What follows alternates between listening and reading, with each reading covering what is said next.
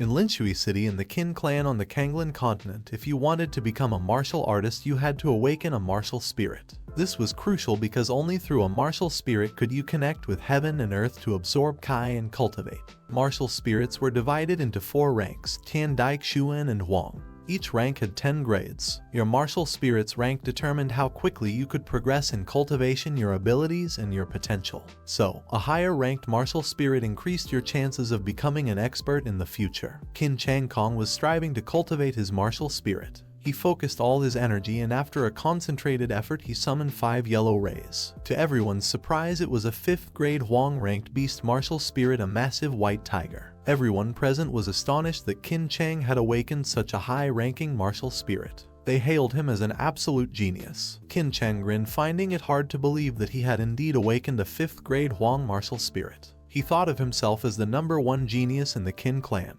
Qin Chang noticed that it was now Qin Nan's turn to cultivate. He considered Qin Nan a fool. The elder called out to Qin Nan, signaling that it was his turn to awaken his martial spirit. Qin Nan, born in Linshui City, was considered a peerless genius with tremendous potential for becoming a great cultivator. Others in the crowd excitedly discussed Qin Nan, speculating about the kind of martial spirit he would awaken. They believed he had more talent than Qin Chang and expected him to awaken an even higher ranked martial spirit, something unparalleled.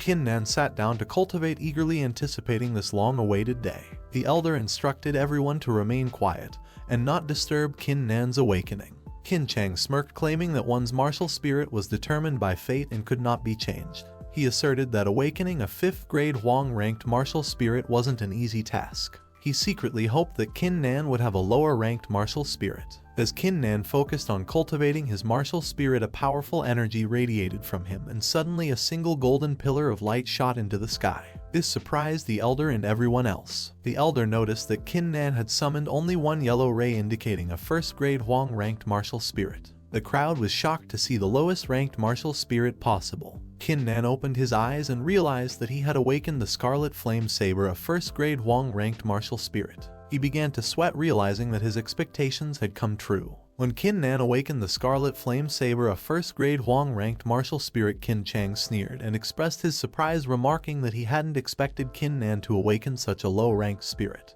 He proceeded to mock Qin Nan, cruelly calling him useless. Qin Chang believed this event solidified his position as the true top genius of the Qin clan in Linshui City. A 1st grade Huang-ranked martial spirit was considered the lowest among all martial spirits, often referred to as utterly useless. Most people managed to awaken at least a 2nd grade Huang-ranked martial spirit or even higher. The shock was evident on the faces of everyone present. Qin Chang continued to insult Qin Nan, hurling abusive words at him. Others in the crowd joined in shouting that Qin Nan was worthless and demanding that he leave the Qin clan. The elders were equally astonished and couldn't comprehend how this had happened.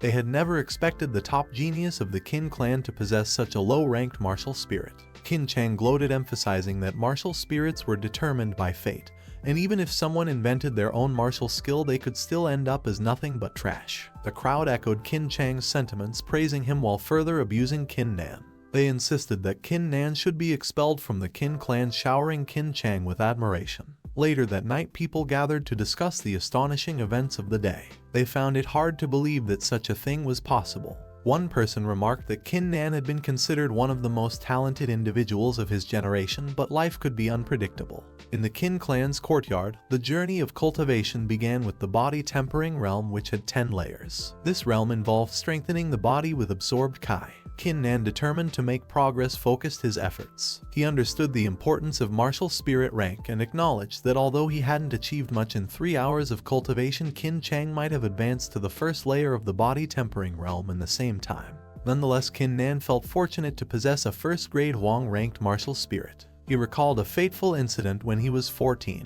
While practicing outside, he had been unexpectedly caught in a lightning storm, struck by red lightning. Afterward, a martial spirit had manifested within him known as the Divine Battle Spirit. To fully unlock this Divine Battle Spirit's power, Qin Nan needed to sacrifice his current martial spirit. He knew that having a higher-ranked martial spirit reduced the chances of successfully awakening the Divine Battle Spirit. However, with a 1st grade Huang-ranked martial spirit, Qin Nan was confident in his ability to awaken it. Determined, Qin Nan focused his concentration and sacrificed his awakened Scarlet Sword. Suddenly, the spirit's energy flowed into Qin Nan's body. The divine battle spirit clad in scarlet armor with flames surrounding him materialized behind Kin Nan before vanishing abruptly. Exhausted, Kin Nan collapsed onto the ground. In the Kin clan's courtyard, Kin Nan successfully awakened the divine battle spirit, but the effort left him unconscious. When he finally regained consciousness, he felt a throbbing pain in his head. Kin Nan couldn't help but recall the eerie ancient voice he had heard during the awakening.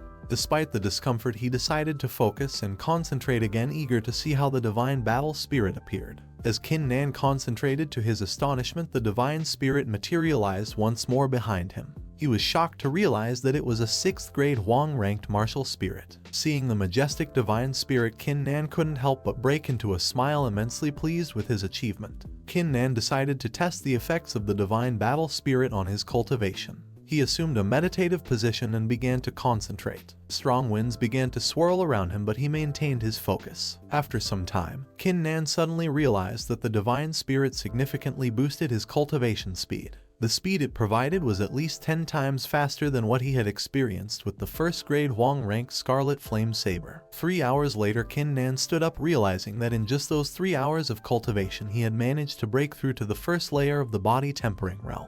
Filled with joy, he couldn't help but laugh, truly pleased with his progress. Kin Nan understood that the divine battle spirit was unparalleled, and with its assistance his dream of becoming an expert might no longer be a distant fantasy. The divine spirit remained proudly at his side. On a sunny morning filled with the cheerful chirping of birds, a young girl entered Kin Nan's room. She carried a jar on a plate and cheerfully explained that she was there to deliver his monthly allowance as the young master. Upon seeing the girl, Kin Nan's eyes lit up with hunger, and he eagerly exclaimed how fragrant the offering looked. He urged the girl to hand it over so he could eat. The girl misunderstood him, suddenly gets scared, telling Kin Nan that he is a pervert, and she throws the plate at Kin Nan.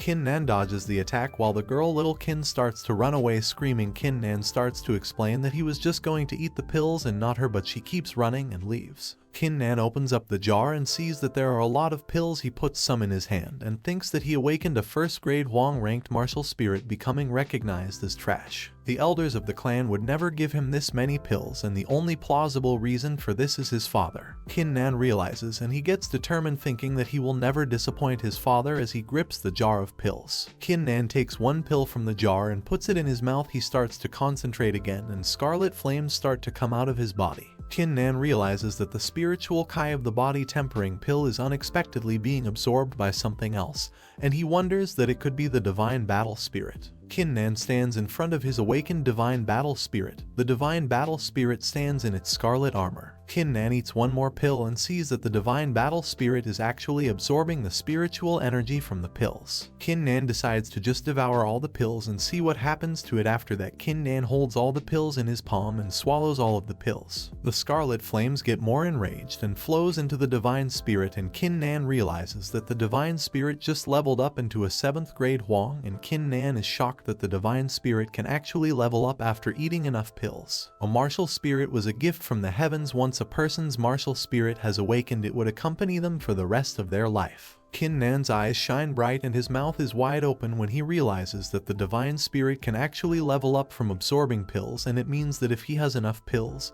he can have it level up again and again.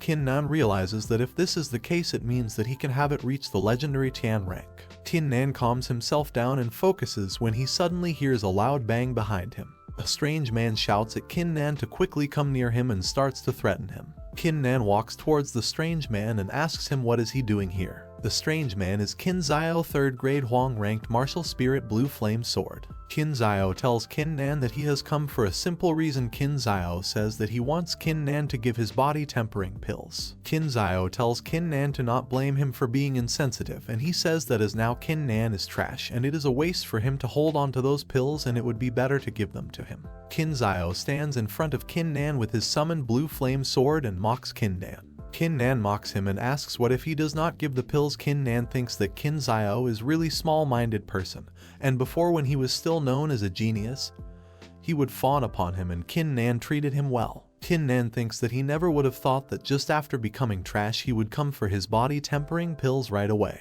Qin Zhao starts to go insane and screams at Kin Nan to hand over the pills, but Kin Nan casually says that he is all out of the pills and he is unable to give it to him. Qin Zhao is enraged and charges at Kin Nan to attack. Qin Zhao screams and abuses Kin Nan.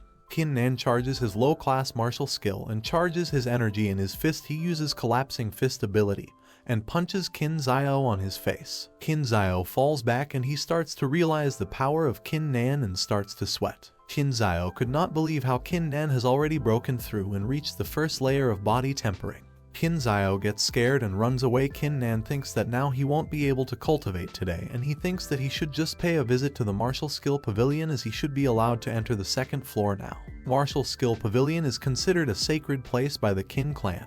It had a total of 4 floors. The first floor had low-class martial skills, the second floor had middle-class martial skills, while the third floor had advanced-class martial skills. As for the fourth floor, it was rumored to have ultimate-class martial skills. Qin Nan reaches the pavilion and enters. The elder asks him why he has come here, and Qin Nan bows in front of the elder Ying and says that he has come to enter the second floor. The elder says that he can't allow him to go to the second floor and he has to rank up to the first layer of the body tempering before being permitted to enter. Qin Nan sits down and starts to concentrate, and the scarlet flames rise. The elder realizes that he has broken through to the first layer, and he is shocked and asks him how Qin Nan was able to do this. Qin Nan walks into the second floor of the Martial Skill Pavilion and sees huge rows of shelves with books. Qin Zhao's elder brother Qin Yu is standing behind Qin Nan and he mocks him and calls him trash. Qin Yu says that it seems like the 10 body tempering pills were quite effective, and Qin Nan agrees and tells him that he was also able to beat Qin Yu's little brother a few moments ago because of the pills. Qin Nan enters the second floor of the Martial Skill Pavilion and sees Qin Yu.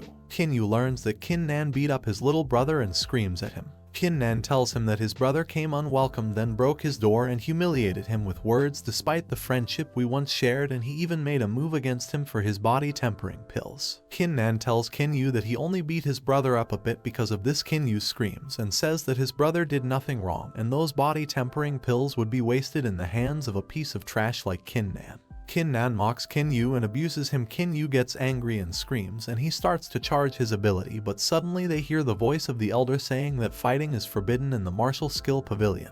The elder's voice booms and tells Qin Yu that if he breaks the rules today, he will be banned from entering the Martial Skill Pavilion for the rest of his life. Qin Yu stops and falls to his knees begging the elder and apologizes, saying that he would never dare go against the rules of the Martial Skill Pavilion. Qin Yu tells Qin Nan that he is lucky, and the next time they meet each other Qin Yu says that he will break his limbs. Qin Nan tells Qin Yu that he will do the same and he would never forgive him. Qin Yu grits his teeth, but he is unable to do anything and leaves. Qin Nan decides to check out some martial skills now, and he checks out the books. He picks up several martial skill books about different abilities, and he thinks that middle-class martial skills are indeed powerful and incomparable to the low-class skills, but Qin Nan realizes that none of these abilities suit him. Qin Nan notices an old martial skill book about Thunder Crash Saber Art. It would summon a slash like a sudden clap of thunder, a slash as fast as lightning. Qin Nan's eyes shine bright looking at the martial skill book, and he thinks about how he invented a saber art himself when he was 16, but it only had the power of a low-class martial skill, and it soon reached its limits and no longer progressed past being a low-class skill. Qin Nan thinks that this Thunder Crash Saber Art is a middle-class martial skill, and it might be able to help him raise the level of his saber art. Qin Nan reaches his home and sees that his broken gate is now repaired, and he sees Qin Tian, the patriarch and the only Xianshan realm expert of the Qin clan. Qin Tian asks Qin Nan if he has already broken through to the first layer, and Qin Nan tells him that he did thanks to the pills that he received from him.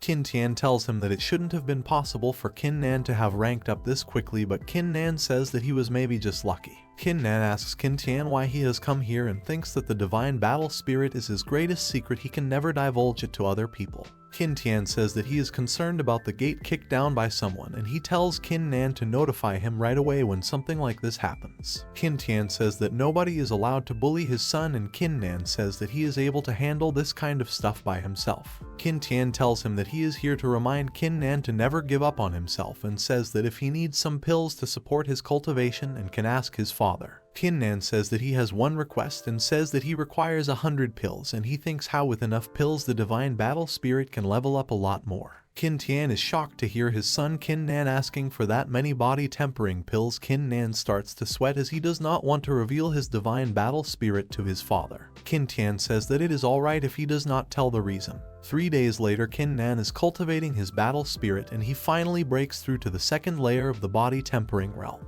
The body tempering realm is split into 10 layers, and each time one ranks up their flesh is strengthened. The higher one's cultivation gets, the greater the amount of Kai that they would need to rank up. After the Divine Battle Spirit ranked up to the 7th grade Huang rank, its cultivation speed doubled. However, even with that, it still took Qin Nan 3 days to raise his cultivation to the 2nd layer. The path of cultivation is akin to a mountain path that continuously gets steeper the further one is, the harder it gets. Qin Nan thinks about this and he is determined to work harder. At the Qin Clan Conference Hall, the elders meet up for a meeting. Qin Taiba is the supreme leader of the Qin clan and Qin Chang's father. He asks why the patriarch called him and the other elders for a meeting.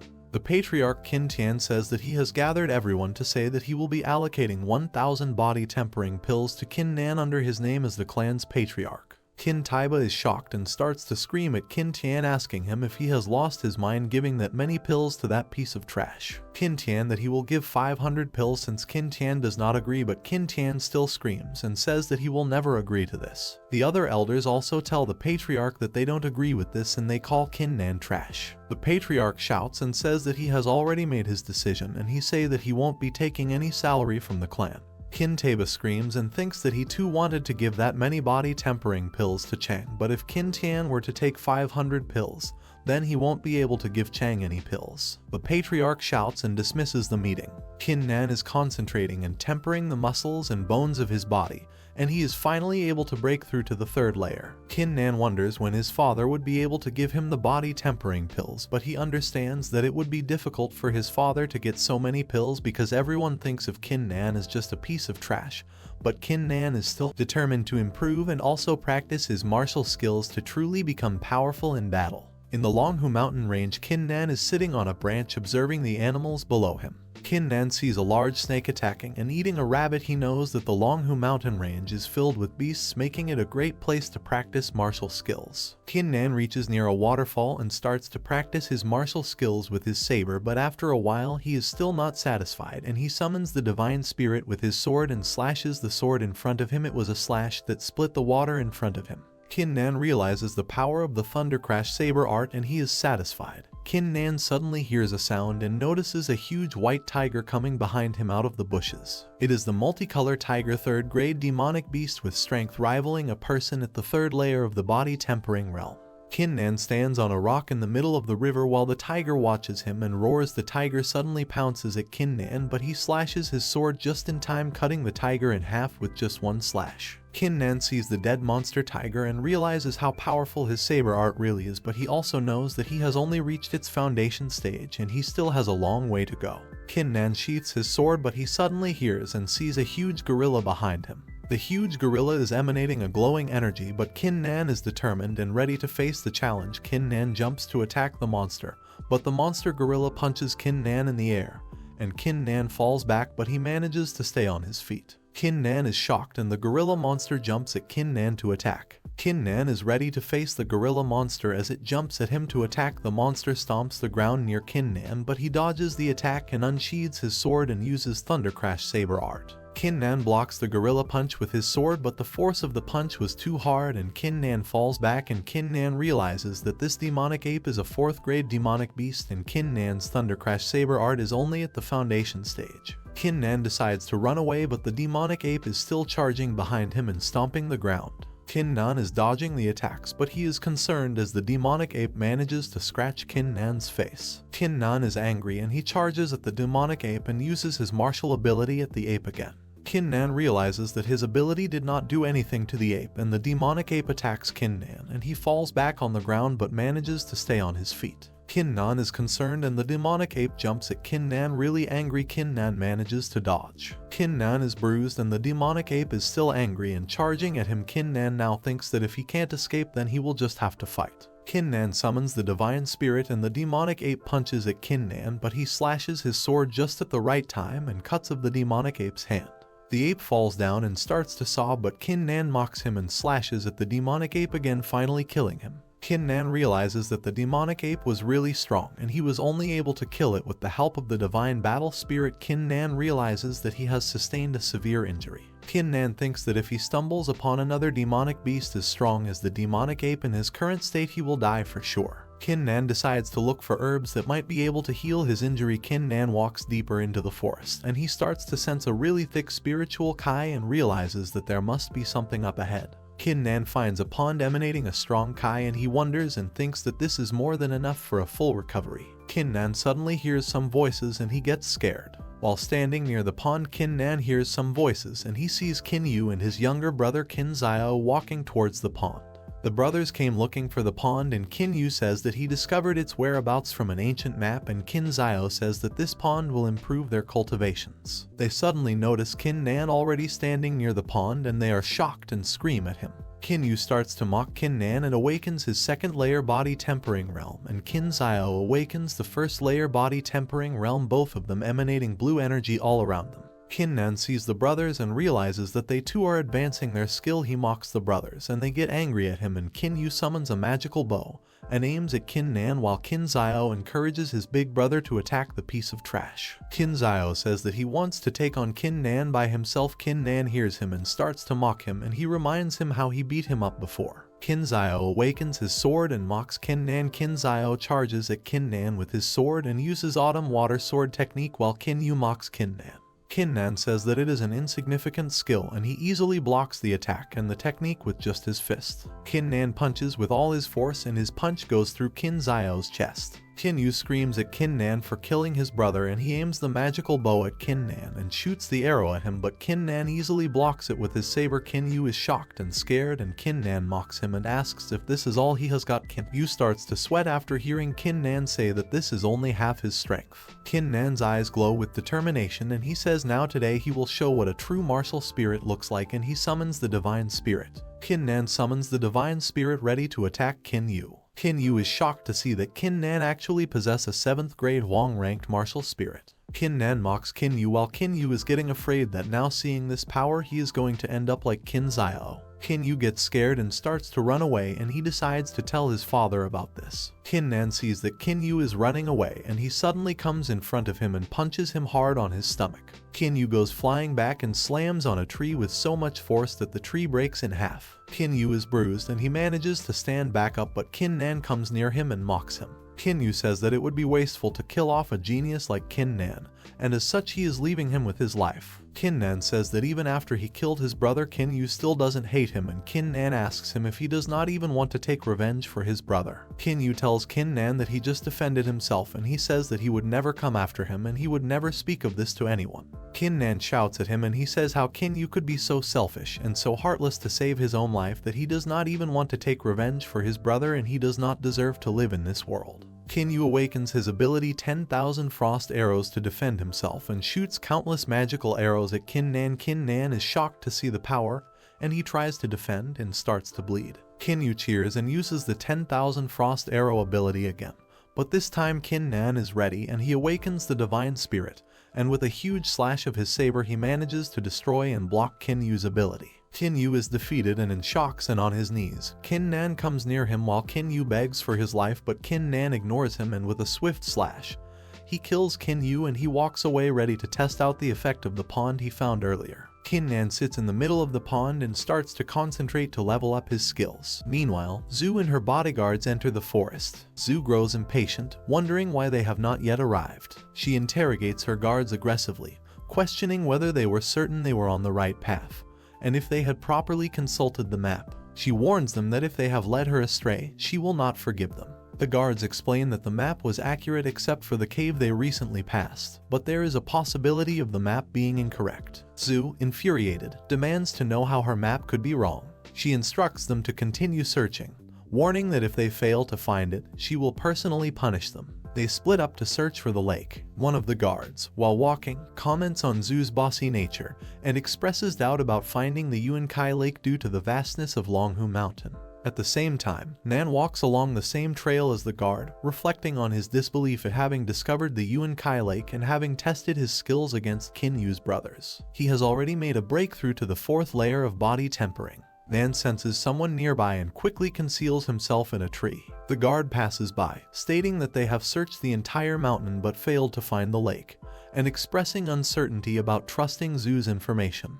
Nan wonders why the Zhu family is at the mountain. The guard senses Nan's presence and shouts at him to reveal himself. Nan is surprised, realizing that despite hiding his presence, the guard was able to detect him, suggesting the guard is an expert. Nan jumps down the tree and asks the guard how did he find Nan. The man reveals that he possessed the Mistgrass martial spirit, although the rank of his spirit was not very high, but he can detect everything within his 10-meter perimeter. Nan gets surprised to hear that the man had a martial spirit that was specialized in detection. There were all sorts of martial spirits and all were unique in their own way. Even though the strength of a martial spirit was determined by its rank, but each spirit has its own unique skill. Nan says that he need to be more careful next time and he shouldn't be too ignorant that the cultivation level is everything. Zhu arrives with her other guards asking if they found the Yuan-Kai Lake. She notices Nan and says arrogantly that what was this piece of trash doing there. She says that trash like Nan should be cultivating at home and asks what he was doing there at the mountain. Nan says that it was none of Zhu's business whether Nan cultivates at home or somewhere else since Nan was just passing by.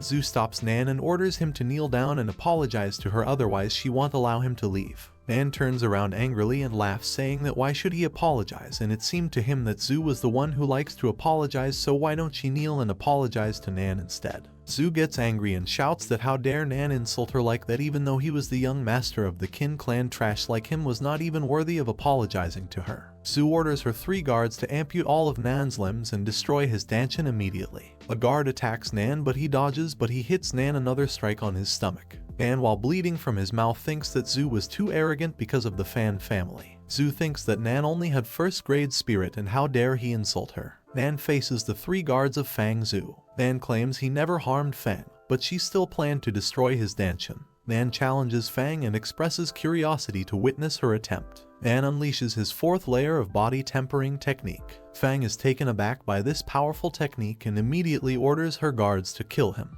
The guards express concern, recognizing that their first-grade martial spirits cannot compete with Nan's 4th-grade spirit. One guard suggests combining their powers to attack Nan together, potentially giving them a chance to defeat him. They channel their power and create 3 swords charged by their martial spirits. The combined swords are aimed at Nan.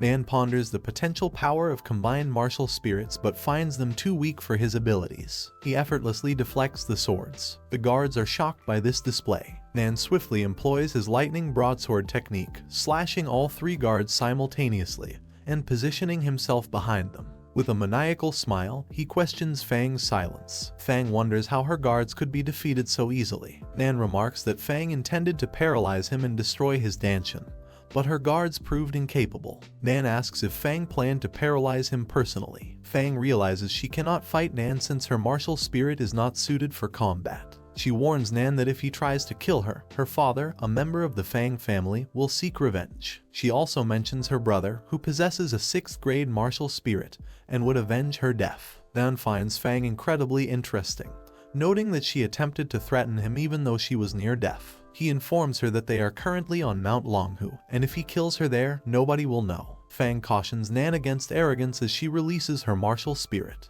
Nan attacks Fang with his sword. In an instant, Nan swiftly approaches Fang and fatally slashes her with his broadsword. Nan reveals that he forgot to mention that he is not afraid of her father because his own father is the patriarch of the Qin family. Furthermore, he is not afraid of her brother because Nan is confident in his ability to defeat him. In the conference hall of the Qin family, Qin Tian, the patriarch, announces that the family holds a monthly meeting and, for the first time, nobody has reported anything. He states that if there are no reports, he will end the meeting. Kaibia accuses Tian of abusing his authority by giving his son 500 body tempering pills. The elders present agree that this action was inappropriate. Qin Changkong also wants to speak and Tian allows him to do so. Changkong, as the #1 genius of the Qin family, reveals that he only receives 10 body tempering pills each month, and even with additional pills, it does not exceed 20. He questions how Tian could give 500 pills to someone like Qin Nan. Tian explains that those pills were given to Nan for his well-being and that he will not receive any cultivation materials from the family, so the Qin family did not lose anything. Changkong arrogantly argues that the family is indeed at a loss. He points out that the family only receives a certain number of pills each year, and if Tian gave his son so many pills, there would not be enough left for other members. Changkong states that as a patriarch, Tian is prioritizing a trash over a genius, and he no longer believes Tian is fit for the role. Tian laughs mockingly, questioning Changkong's ability to overthrow him. He demonstrates his superior martial spirit, emphasizing that he is the only one in the Xianqian realm. Tian further challenges Changkong, questioning their attempt to confront the Fang family without his involvement. Realizing the vast difference between body tempering and the Xianqian realm, Changkong kneels before Tian. Qin Taiba intervenes, confronting Tian about his belief that he is unbeatable. Taiba accuses Tian of attempting to become a dictator within the Qin family through his cultivation. He announces that his son, Qin Changkong, was recently chosen as a disciple by the prestigious Xuanling sect. The sect will celebrate the student selections in Linshui City in 5 days. An elder expresses doubt, as the Xuanling sect typically conducts selections every 3 years, not 2. Tian contemplates the Xuanling sect, known as the Holy Earth and one of the 4 superior sects from the Luo Kingdom. He realizes that if someone is chosen by them, their status would instantly skyrocket. Tian seeks confirmation, and Changkong affirms the truth of the matter. Onlookers comment that if Changkong becomes a disciple of the Xuanling sect, not only would the Qin family become one of the 2 prominent families, but they would also surpass the Fang family and dominate Linshui City. Changkong accuses Tian of abusing his authority by giving his son 500 body tempering pills, asserting that Tian is unworthy of being the patriarch of the Qin family. The elders side with Changkong, declaring that Tian can no longer hold the position of patriarch. Tian reflects on his years of dedication to the family's well-being and feels betrayed by their sudden rejection. The crowd voices their support for Tian's removal from the patriarch position. Tian responds with laughter, accepting the outcome. Suddenly, Nan appears from a smokescreen, apologizing for her tardiness. Changkong unleashes his formidable white bush spirit to attack Nan. This spirit is said to be an advanced one, notorious for its difficulty in taming and mastering. According to the elders, Changkong's possession of this spirit signifies bad luck for Qin Nan. Tian, aware of the strength of Changkong's spirit, warns Nan to be cautious. However, Taiba dismisses Tian's concern, suggesting that the children should handle their own affairs without interference. Amidst mockery from the onlookers, the white tiger charges towards Nan, who stands with closed eyes. Just as the tiger is about to strike, Nan opens his eyes and skillfully employs his flame blade technique, slashing both the tiger and Changkong. Changkong falls to the ground, leaving the elders astonished by Nan's technique and combined strength. Tian laughs, acknowledging that Nan deserves to be his son. Despite not fully mastering the flame knife skill, Nan has already begun to demonstrate proficiency. In his wounded state, Changkong exclaims how someone like Nan, whom he considers trash, could strike a genius like himself. Nan retorts, reminding Changkong that there are always individuals stronger than him, reducing him to nothing more than an insignificant nuisance in Nan's eyes. Changkong vows to never forget this day, and declares his intention to become the disciple of Ling Zhong.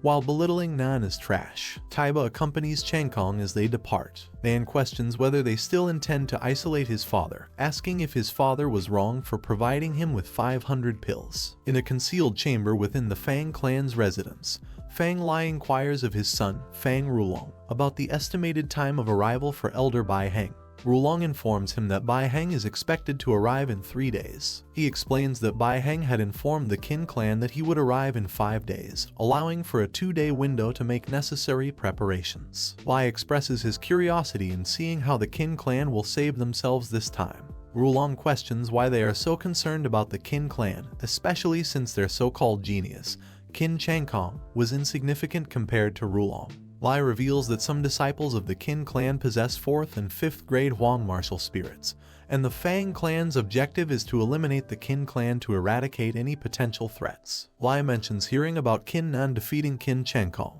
Rulong dismisses the notion, stating that a mere insect with a 1st grade martial spirit could not defeat Qin Changkong, and Qin Nan is not even worthy of being considered a formidable opponent. Lai admits that Nan does indeed have only a 1st grade martial spirit and acknowledges that he may be overthinking things. Lai then inquires if Rulong has received any news regarding his sister, to which Rulong denies. Lai dismisses Rulong, instructing him to gather all of the Qin clan's disciples in front of the Mystic Spirit sect after 5 days. Meanwhile, at Qin Tian's residence, Tai apologizes to Nan for his previous harshness. Nan reassures Tai that it was alright and understands Tai's concern for his father. Tian acknowledges that even though Taiba did not achieve his desired outcome this time, the situation is still unfavorable for them. He reveals that in 5 days, the Mystic Spirit sect will come to recruit Qin Changkong, and Tian will no longer be able to maintain his position as patriarch thereafter. He emphasizes that since Nan has offended Taiba and others, they will not easily give up and will seek revenge with the Mystic Spirit sect. Tian suggests that instead of waiting for Taiba and others to retaliate, Nan should return to his room,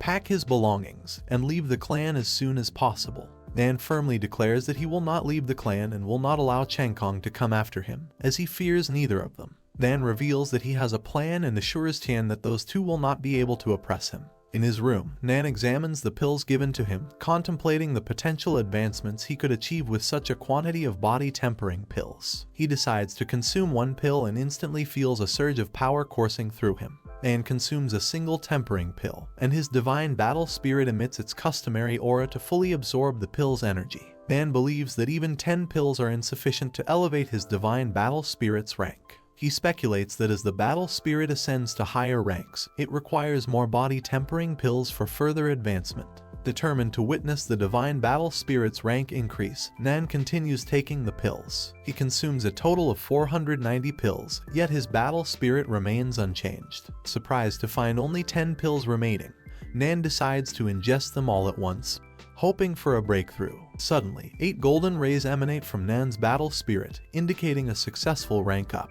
Nan is astonished by the transformation of his battle spirit. When he focuses on a tree outside, he is amazed to discover that he can see its veins from a distance and even observe the fish and frogs in the nearby pond. Nan concludes that pill-induced rank advancement not only enhances his battle spirit but also strengthens other aspects of himself. He blushes at the thought of reaching greater heights with such a formidable battle spirit. Nan resolves to join the Mystic Spirit sect to gain further knowledge about the world and his newfound powers. He grins as he contemplates Qin Changkong's inability to join the sect, confident that he will demonstrate his true genius in 5 days and prove himself worthy of becoming a disciple of the Mystic Spirit sect. The townspeople of Linchui City discuss the upcoming disciple recruitment by the Mystic Spirit sect, with Qin Changkong already considered a guaranteed selection. However, one person argues that Changkong, who was defeated by Qin Nan, lacks the qualifications to become a disciple. Instead, they believe Fang Rulong from the Fang clan will be chosen by the Spirit sect. Another individual asserts that Qin Nan could not have defeated Qin Changkong,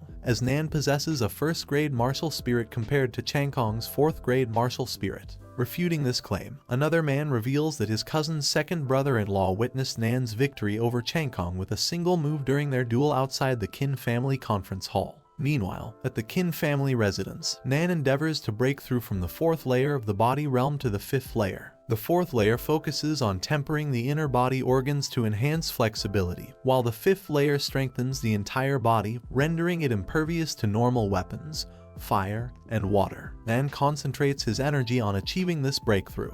After 5 hours of effort, he successfully progresses from the 4th layer to the 5th. Tai enters the scene and is astonished by Nan's accomplishment. Nan attributes his breakthrough to encountering a rare herd at Mount Longhu. Tai informs Nan that the disciple selection will take place the following day, and that the patriarch sent him to inquire about Nan's participation. Nan confirms his intention to participate. Tai explains that both the Qin and Fang clans will hold the selection, which consists of 2 rounds. In the first round, 30 disciples from each clan will participate, with only 5 advancing to the second round. The second round involves comparing the ranks of the participants' martial spirits. Nan inquires about the location of the selection, and Tai reveals that it will be held at the Fang clan residence. Nan suspects that the Fang clan plans to harm the Qin clan during the selection, but he is determined to thwart their schemes with his saber. Nan inquires Tai about the technique he used to defeat Changkong, specifically the Thunder Crash Saber art. Tai confirms that it was indeed the Thunder Crash Saber art. Tai reveals that he had been practicing the same art and offers Nan the book where he documented all his findings on the skill. Nan recognizes Tai's expertise, having practiced the skill for over 10 years and achieving the one with the saber stage. Nan expresses gratitude towards Tai, acknowledging his exceptional martial skill talent, and deeming him the most suitable recipient of the book. Tai mentions that there is only 1 day left until the Mystic Sect arrives for the disciple selection, and he offers to stay with Nan to address any questions regarding the notes. Nan sits down to read and learn from the book, undeterred by the heavy rain. The girl suggests calling Nan due to the troublesome rain, but Tai advises against disturbing him, as he is in the middle of comprehension. Nan remains focused on the book, with a barrier forming around him deflecting the raindrops. Tai is shocked to witness Nan acquiring the saber intent, a feat reserved for those who have reached the greater success stage of the saber. Tai comments on the unfortunate limitation of Nan's first-grade martial spirit, stating that with a higher-ranked spirit, Nan could have become the strongest of all. The rain eventually stops, and Nan is astonished by the amount of time he spent comprehending the book, realizing the undeniable benefits he gained from it. Tai congratulates Nan on mastering the saber intent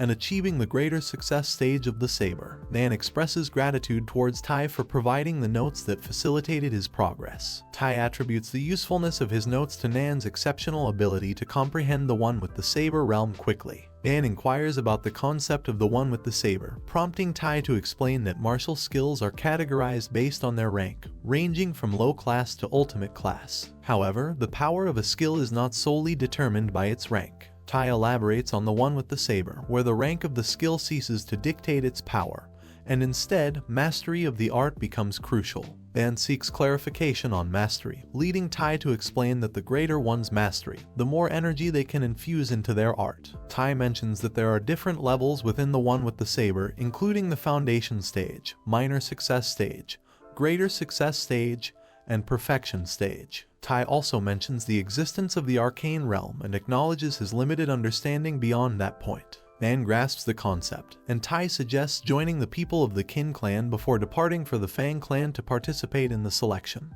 Upon reaching the gathering place of the Qin clan, Tian addresses everyone, emphasizing the importance of the mystic sect's disciple selection, stating if anyone from the Qin clan gets selected, then they would become the #1 clan in the city. He hopes that all clan members choose to participate and give their utmost effort. Tian proceeds to announce the names of those participating in the selection, including Qin Changkong, Hai, Xubao, Xianjian, and finally Qin Nan. The crowd mocks Nan's qualification, as he only possesses a first-grade martial skill. However, another individual suggests that Nan's victory over Changkong with a single move might make him eligible for the disciple selection.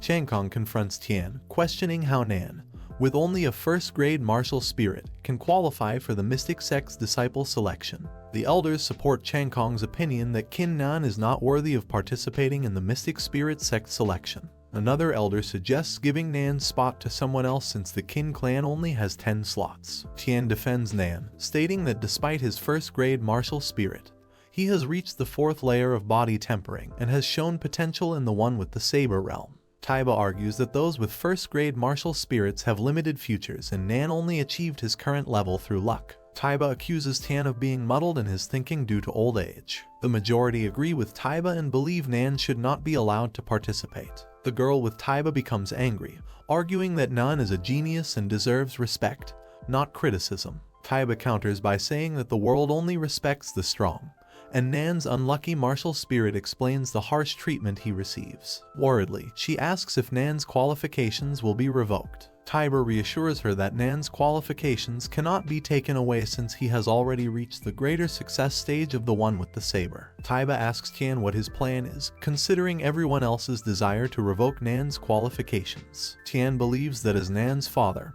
he wanted to give him the opportunity, but with the current situation, he feels powerless. Before Tian can make a decision about revoking Nan's qualifications, Nan interrupts and claims he has something to say. Tian asks Nan to speak. Nan boldly declares that the people who call him trash are not even worthy of being compared to trash in his eyes. He specifically points out Changkong, stating that Changkong arrogantly boasts about his 5th-grade spirit without considering others. Nan believes Changkong is someone who can't even withstand a single blow from him and is lower than a dog. Changkong becomes enraged by Nan's words and threatens him. Taiba charges at Nan, intending to teach him a lesson for insulting a Qin clan genius. According to the rules, Nan should be banished from the clan. Tian becomes angry and releases his spirit, warning Taiba not to harm Nan. Taiba accuses Tian of prioritizing Nan over his position as patriarch. Tian, with an angry expression, states that if Taiba makes a move towards Nan, he won't care about his position and will directly eliminate Taiba. Taiba relents, agreeing not to cripple Nan, but insists that Nan no longer values the clan and should be banished. The others join in, shouting to banish Nan. Nan laughs and challenges them to try and drive him out of the clan. Nan exhibits astonishing progress. Nan astounds everyone as he unleashes his powers, revealing that he has reached the 5th layer of body tempering and attained greater success in wielding the saber. The speed at which he achieved this advancement in just 5 days leaves everyone astonished. Changkong clenches his teeth in disbelief, questioning how Nan, with a mere 1st-grade martial spirit, could make such immense progress. Nan confidently asserts that nothing is impossible and likens them all to frogs at the bottom of a well. He challenges Chang Kong to understand why he previously claimed that Nan cannot be compared to a dog in his eyes. Frustrated, Chang Kong refuses to accept this and vows to show Nan what true genius looks like in the future. Nan calmly states that he eagerly awaits that day. Nan then turns to Taiba and asks if he still insists on driving him out of the clan, and questions the others if they still oppose him. Filled with fear, they retract their previous harsh remarks, claiming they were only joking. Tian smiles and declares that since no one opposes, they will proceed with the selection process. Meanwhile, at the Fang clan residence, the Qin clan arrives and is welcomed by one of the Fang clan elders. Fang Lai extends his greetings to the guests from the Qin clan and apologizes in advance if their accommodations are not up to their standards due to limited space. Tian assures Fang Lai that the Fang clan's hospitality is more than sufficient, and they should not waste any more time as two elders from the Mystic Spirit sect are waiting for them. As they enter, Taiba contemplates how Tian, despite being the patriarch, truly holds the power within the Qin clan. He believes that once his son becomes a disciple of the Spirit sect, Fang Lai's influence will diminish. At the Fang clan's training ground, Rulong and the others stand ready. Nan observes Rulong and suspects that someone with a 6th grade martial spirit cannot possibly have only reached the 3rd layer of body tempering. He senses that Rulong is concealing his true strength. Looking up, Nan identifies the person sitting there as Elder Bai Heng. Nan realizes the seriousness of the Mystic Spirit sect, as even their elders possess a formidable aura, surpassing that of his own father. Another woman, Xiao Qingsu, appears even more intimidating, with a cultivation depth that Nan cannot fathom. When Xiao gazes at Nan, he feels an intense pressure bearing down on him. Nan experiences intense pressure from Xiao's intense glare. His fighting spirit shields him with a protective barrier against Xiao's powers. Nan successfully defends himself and acknowledges Xiao's frightening presence. Even a single glance from her feels like sharp swords piercing his flesh, almost causing his mind to collapse. Xiao recognizes Nan's ability to withstand her spiritual pressure and finds him interesting. Nan considers the two elders from the Spirit sect to be incredibly powerful, potentially at the peak of the Xiantian realm. Xiao, in particular, may have cultivation beyond the Xiantian realm.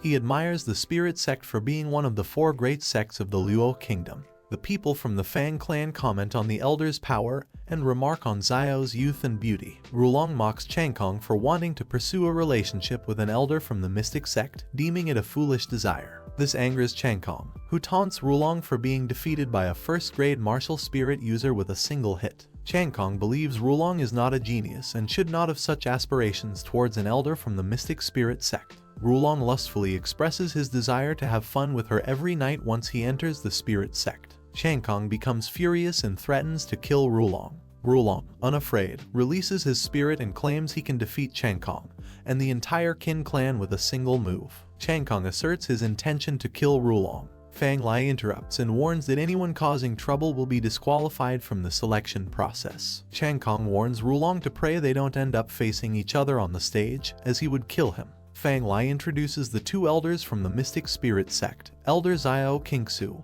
and Elder Bai Heng. Bai expresses gratitude for the opportunity to participate and instructs Fang Lai to begin the disciple selection for the Mystic Spirit sect. Fang Lai explains the rules of the first round. Each participant will draw a number, and the fighters will be paired up accordingly. For instance, the person who draws number 1 will fight against the person who draws number 20, and so on. Nan draws number 1 and reveals it to Tian. Tian acknowledges that Nan will be the first to fight and predicts that Nan will become a disciple of the Spirit sect. Nan confidently agrees, stating that he will definitely become a disciple of the Mystic Spirit sect. Chang Kong mocks Nan, questioning his suitability for discipleship and implying that there might be something wrong with Nan's judgment. In response, Nan teases Chang Kong, suggesting that he can help Chang Kong improve his attitude for a better future. Fang Lai then announces the start of the first battle and instructs the person who drew number 1 to step onto the platform. Qin Hai, who drew number 20, becomes visibly frightened upon realizing that he has to fight against Nan. Nan views this as an opportunity to settle their past conflicts, as Hai had repeatedly tarnished Nan's reputation when they were in the clan. Bai dismisses the battles as insignificant, claiming that, apart from Chang Kong and Rulong, everyone else in Linshui City is worthless and unworthy of attention. Nan, with a sinister expression, asks if they should begin the fight. Hai, desperate to find a way to win despite being aware that his cultivation is no match for Nan's, suggests that Nan surrenders the battle. In return, Hai promises to bestow great benefits upon Nan and allow him to live a life of luxury once Hai becomes a disciple of the spirit sect. Enraged by Hai's suggestion, Nan slaps him and throws him aside, commanding him to be silent. Nan hurls Hai down the arena, emerging victorious. Bai is astonished to witness Nan's attainment of the 5th layer of body tempering, and the greater success stage of the saber technique. Xiao finds the disciple selection for this year quite intriguing. The Fang clan members are also taken aback by Nan's advancement in body tempering. Fang Lai and Rulong are equally surprised by Nan's rapid growth, considering he was initially perceived as a talentless individual with a first-grade martial spirit. Bai becomes infuriated, realizing that the Qin clan has an even greater genius, and Fang Lai had deceived him. Bowing before Bai, Fang Lai explains that Nan is the young master of the Qin clan and possesses exceptional martial skill talent from a young age. Although Nan awakened a mere first-grade martial spirit, he invented his own martial skill at the age of 10. The level of Nan's cultivation is attributed to fortunate encounters in the Longhu Mountains. Rulong believes that Nan's power stems from a stroke of luck and dismisses the significance of his 5th layer of tempering and greater success stage, asserting that Nan is still a talentless individual with a first-grade martial spirit. Rulong declares that both Nan and Changkong will end up beneath his feet. Bai proposes that if Nan truly possesses a useless first-grade spirit, they should continue with the battles. The next battle between Qin Taizhu and Fang Dahai results in Dahai's victory. Qin Danner emerges triumphant in the subsequent battle. The 4th battle features Fang Rulong against Qin Lai, with the crowd cheering for Rulong. Changkong belittles Rulong, stating that he is going to become a disciple of the spirit sect. Rulong confronts Qin Lai, offering him 2 choices: surrender or face the consequences of being crippled by him. Rulong exudes a powerful aura, intimidating Lai. With an angry expression, Rulong gives Lai 5 seconds to decide. But before the time elapses, Lai surrenders. Despite his surrender, Rulong punches him in the face, remarking that it is too late. Fang Rulong defeated Qin Lai with a single punch, leaving Qin Lai unconscious on the ground, his spirit seemingly detached from his body. This astonishing display of power left the onlookers shocked and anxious. Fang Rulong, reveling in his victory, began to taunt Qin Lai, labeling him as worthless and unfit to inhabit this world. The others present grew furious and appalled, witnessing Fang Rulong's audacity in crippling a member of the Qin clan. They promptly brought their grievances to Patriarch Qin Tian. Patriarch Qin Tian, seething with anger, berated Fang Lai for his clan's apparent lack of fairness, emphasizing that there was no justification for someone to be crippled during the competition. With respect, Fang Lai explained to Patriarch Qin Lai that there were no restrictions on the duels, including the potential for lethal outcomes. He echoed Fang Rulong's sentiments, asserting that individuals like Qin Lai had no place in existence. Others joined the argument, but the elders intervened, commanding everyone to cease their bickering. Elder Bai voiced agreement with Fang Rulong's perspective, shocking the entire assembly. He expressed his fondness for Fang Rulong as a participant and disparaged the Qin clan. This unexpected turn left everyone feeling uneasy and fearful. They hastily backtracked, claiming they were merely jesting, and heaped praise on Fang Rulong, vowing not to seek revenge. Taking the spotlight, Elder Bai ascended his platform and, looking down at the arena, called upon King Chang to showcase his abilities, expressing high expectations. King Chang eagerly and resolutely assured Elder Bai that he would strive to meet these expectations, believing that as long as Elder Bai Hang was content, the fate of a few of their clan's disciples at Fang Rulong's hands was inconsequential. Meanwhile, Xiao Kingsu stood beside Elder Bai in the tower and noticed Qin Nan entering the arena, pondering what his next move might be. Fang Rulong also spotted Qin Nan and proceeded to degrade and insult him, labeling him a trash with a mere first-grade Huang-ranked martial spirit. Elder Bai overheard this exchange and was taken aback, seeking confirmation from Qin Nan. Qin Nan addressed the misunderstanding and offered an apology to Fang Rulong. Although Elder Bai was impressed by Qin Nan's demeanor, he still deemed him as worthless. Qin Chang, observing Qin Nan, contemplated his own plan. He decided that once he joined the Mystic Spirit sect, he would focus on crippling Qin Nan's cultivation rather than taking his life. The elder announced that the duel should continue, and now Qin Nan faced off against Fang Yu from the Fang clan. Fang Yu possessed a 4th-grade Huang-ranked martial spirit and was in the 2nd layer of the body tempering realm. Fang Yu wasted no time in belittling Qin Nan, urging him to surrender due to his 1st-grade Huang-ranked martial spirit, declaring that he had no chance. Without warning, Qin Nan swiftly swung his sword, taking action. In one swift motion, Qin Nan easily dispatched Fang Yu, leaving him with no chance to react. The other members of the Fang clan, including Fang Rulong, erupted in anger and panic at the lightning-fast attack displayed by Qin Nan. Fang Rulong privately admitted that he might not have been able to block such a strike himself. Qin Nan with a stern demeanor echoed Fang Rulong's sentiment, proclaiming that there was no place in the world for individuals he considered trash. He issued a veiled threat asserting that if someone were to strike him, he would retaliate twofold. Qin Nan went further, warning the entire Fang clan that he was prepared to eliminate them all. Fear swept through the crowd and Fang Rulong seethed with anger. Elder Bai, infuriated, threatened Qin Nan and belittled his audacity to challenge them. He couldn't fathom that Qin Nan would dare to confront them. As Elder Bai's dark energy surged ominously, creating a deafening explosion, he interrogated Qin Nan.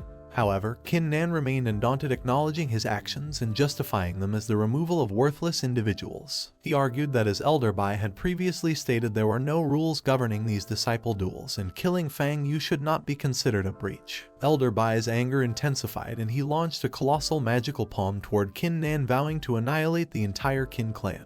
Xiao Qingsu intervened, shouting at Elder Bai to cease his actions. This surprised Elder Bai, who became apprehensive upon hearing Xiao Qingsu's voice. She employed her abilities to disperse the ominous magical palm and scolded Elder Bai, affirming that what Qin Nan had said was correct. She reminded him that their backgrounds should not influence the fairness of the duel, and that being a disciple of the Mystic Spirit sect did not grant him the right to bully others. Xiao Qingsu instructed Elder Bai to sit down and watch the duel without causing further disturbance. Elder Bai, bewildered by Xiao Qingsu's intervention, wondered if she had some connection with Qin Nan.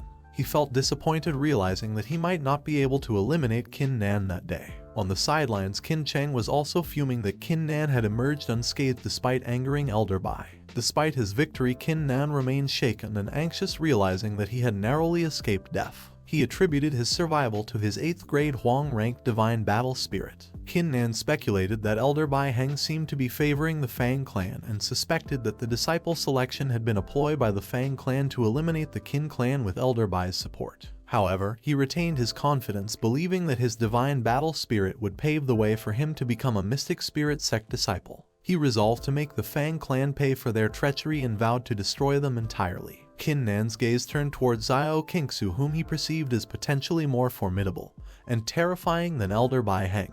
Responding to her orders, the duels were set to continue, progressing into the second round. The sword slashes with a swift swing, getting the man down to the ground with a loud thud. Seeing this, people around were astonished to see just a strike made Fang Yu die, falling to the ground. Qin Nan stands there lost in his thoughts as to how to consider people to him. He then orders them to kill them all. There was an old man who questioned Qin regarding of thought of what he had done. Qin replies that he is just someone no less than a piece of trash. He questions the old man, Bai Heng, that it was a fight without any considerations of life or death, and what had been the reason he seemed angry in this case. After saying this, the Fang clan person just thought that he dared to oppose Elder Bai Heng, which made Qin pave his way toward death. Listening to this, the old man gets furious and threatens Qin, saying that his words were meant to be rules, and if he did disobey those, he and his clan have to face death. Saying this, he throws a powerful hand power against him and threatens him. At this moment, Sister Xiao appears and stops the attack against Qin by dispersing Elder Bai Heng's power spell.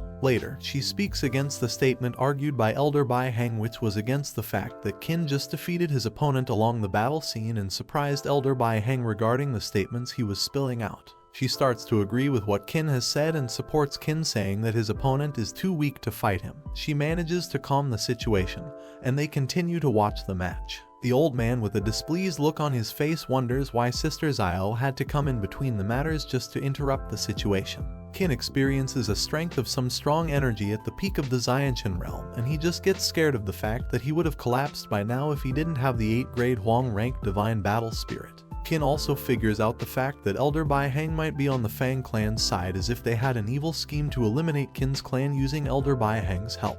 Qin also figures out that with his powers he would become a disciple of the Mystic Spirit sect and his future would be limitless, and plans to destroy the whole Fang clan due to the evil intentions of the Fang clan to destroy them. One of the people belonging to the Fang clan, standing in a way far from the situation, thinks of why there wasn't any action even though the orders of the Elder Bai Heng were violated over the fight scene. Qin encounters the whole situation, and seeing this, he believes that if the Fang clan was really in any thoughts of destroying their Qin clan, they might just end up being killed by him. Sister Xiao then orders them to continue the duel as they would proceed to the sound round soon. The old man becomes furious over Qin killing one of the genius members of the Fang clan and plans to revenge for the actions he had done.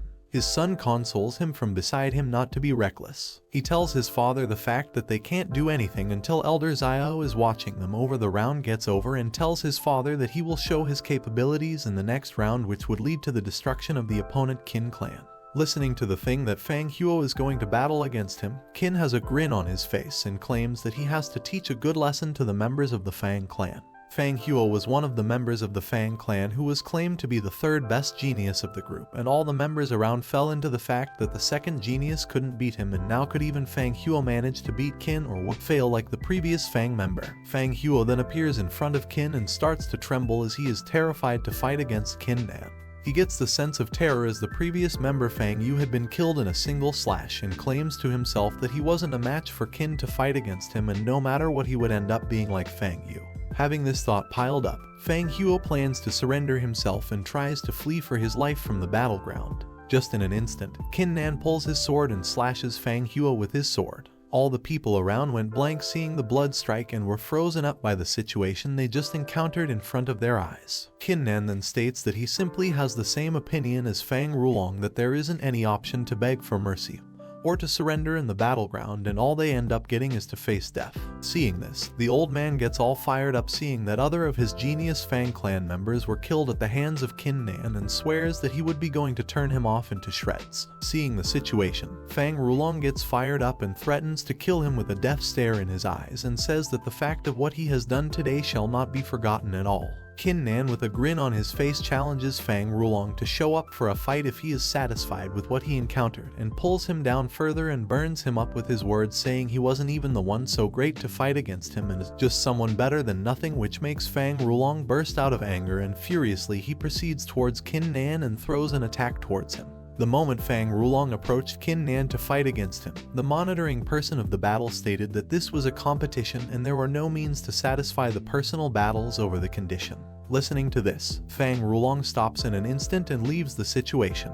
The first round was claimed to be ended, and participants who were passed were called to ascend towards the platform.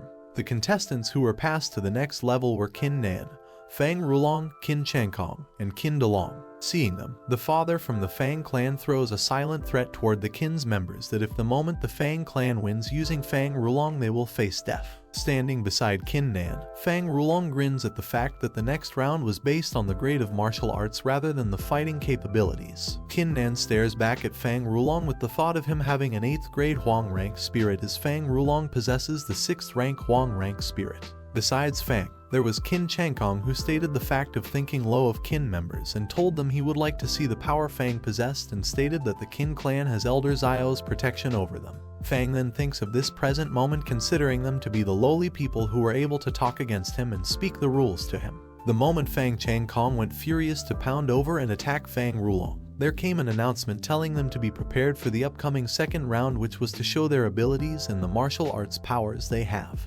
Elder Bai Hung announced the criteria of the second level, which was to present the martial art the Elder Bai, then the fact that Qin Nan, having the first graded spirit, would not only lose this round but also the protection of Kingsu the Elder Zio to support them. Qin Changkong stands up to participate first and then shows his 5th grade spirit art to Elder Zio, where she states it could be more powerful when used with martial skills, and he passes the stage. After his performance, he states that he was more curious to watch the power of Fang Rulong holds and his other mate, as he already saw how powerful was Qin Nan's art. Fang then states there was no right for someone like him to order or talk against him for the matter. Fang states in an ambitious tone that his power is way superior, and he proceeds to show his power in front of all the members there. Saying this, Fang Rulong proceeds to show his 6th grade Huang martial arts. The red flash arose with a loud bang. This was the martial art shown by Fang Rulong. Elder Bai Huang was surprised to see the art performed by Fang Rulong, as how he showed the 6th grade Huang ranked martial spirit, surprising everyone who witnessed the scene. The people of the Fang clan started to cheer Fang Rulong for how he unleashed the 6th grader Huang martial spirit, which was claimed to be one of the most powerful of all. Fang Rulong asks for an apology to not reveal the thing that he already awoke the 6th grade Huang and kept it a secret just to surprise all the elders of the Fang clan, and boasts himself to be the genius of Linchui City and others just nothing compared to him. Elder Bia Hangs then laughs aloud in happiness regarding the fact that Fang Rulong is the superior and top genius of the city. He later asks the opinion of Elder Zio, and she states that it is a good combat weapon and that he has a good chance of becoming a martial ancestor, and she says that she was surprised to see someone with such talent in a small city like Linshui. Elder Biahung then boasted about his Fang clan. Qin clan just lost to Fang clan, seeing the power he possessed. He grinned at the fact that Xiao siding with the Qin clan just made her look worthless, as they had just lost in front of Fang Rulong's spirit art. Seeing the art shown by Fang Rulong, Qin Changkong stood a distance away with his mouth wide open as he was shocked to see the 6th grade Huang, who was awakened by Fang Rulong.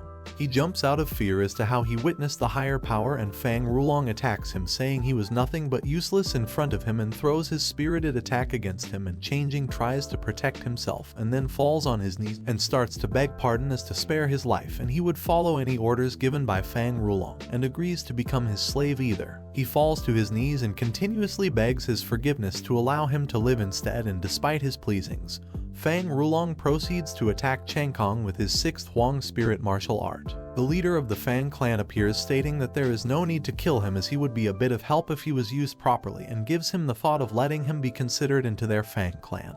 Changing still proceeds to plead for his life to be spared. The Fang clan leader approaches Qin Tan, who was the leader of the Qin clan, and states the facts that their Fang clan started just to attack the Qin clan at a specific moment, and he puts up the statement of eliminating the whole Qin clan and thereby making the members of Qin clan to serve to the Fang clan as their slaves. The Fang clan's leader threatens Qin clan members to abandon their clan and join the Fang clan, or else they would face consequences and they would be killed. The old man, who was the father of Qin Changkong, prays to the Fang clan leader, stating that he would join the Fang clan to fulfill their purposes. Seeing him, the other members of the Qin clan one by one move towards the Fang clan, claiming to leave the Qin clan and join the Fang clan instead, in the hope that they would survive instead.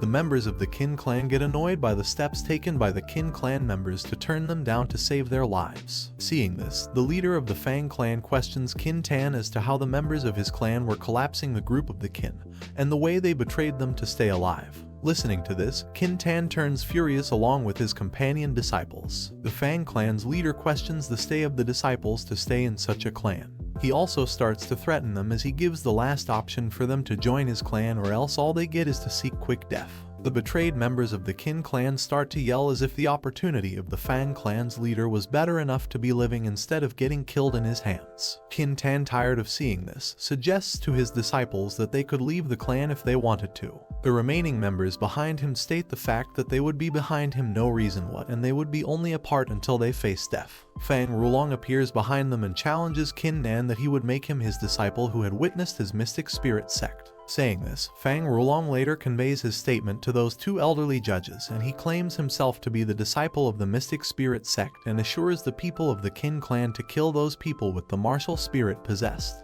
Elder Xiao then states the fact that after Fang becomes the disciple, he isn't allowed to interfere in any of HT worldly affairs, and points out what was the fact of killing someone by his power, which would only hinder his martial will. Elder Biahung interrupts the statement, saying that the Qin and Fang clans have been enemies, and if the Qin clan was eliminated, it would just affect the cultivation of Fang Rulong, so it doesn't matter if he chose someone to kill.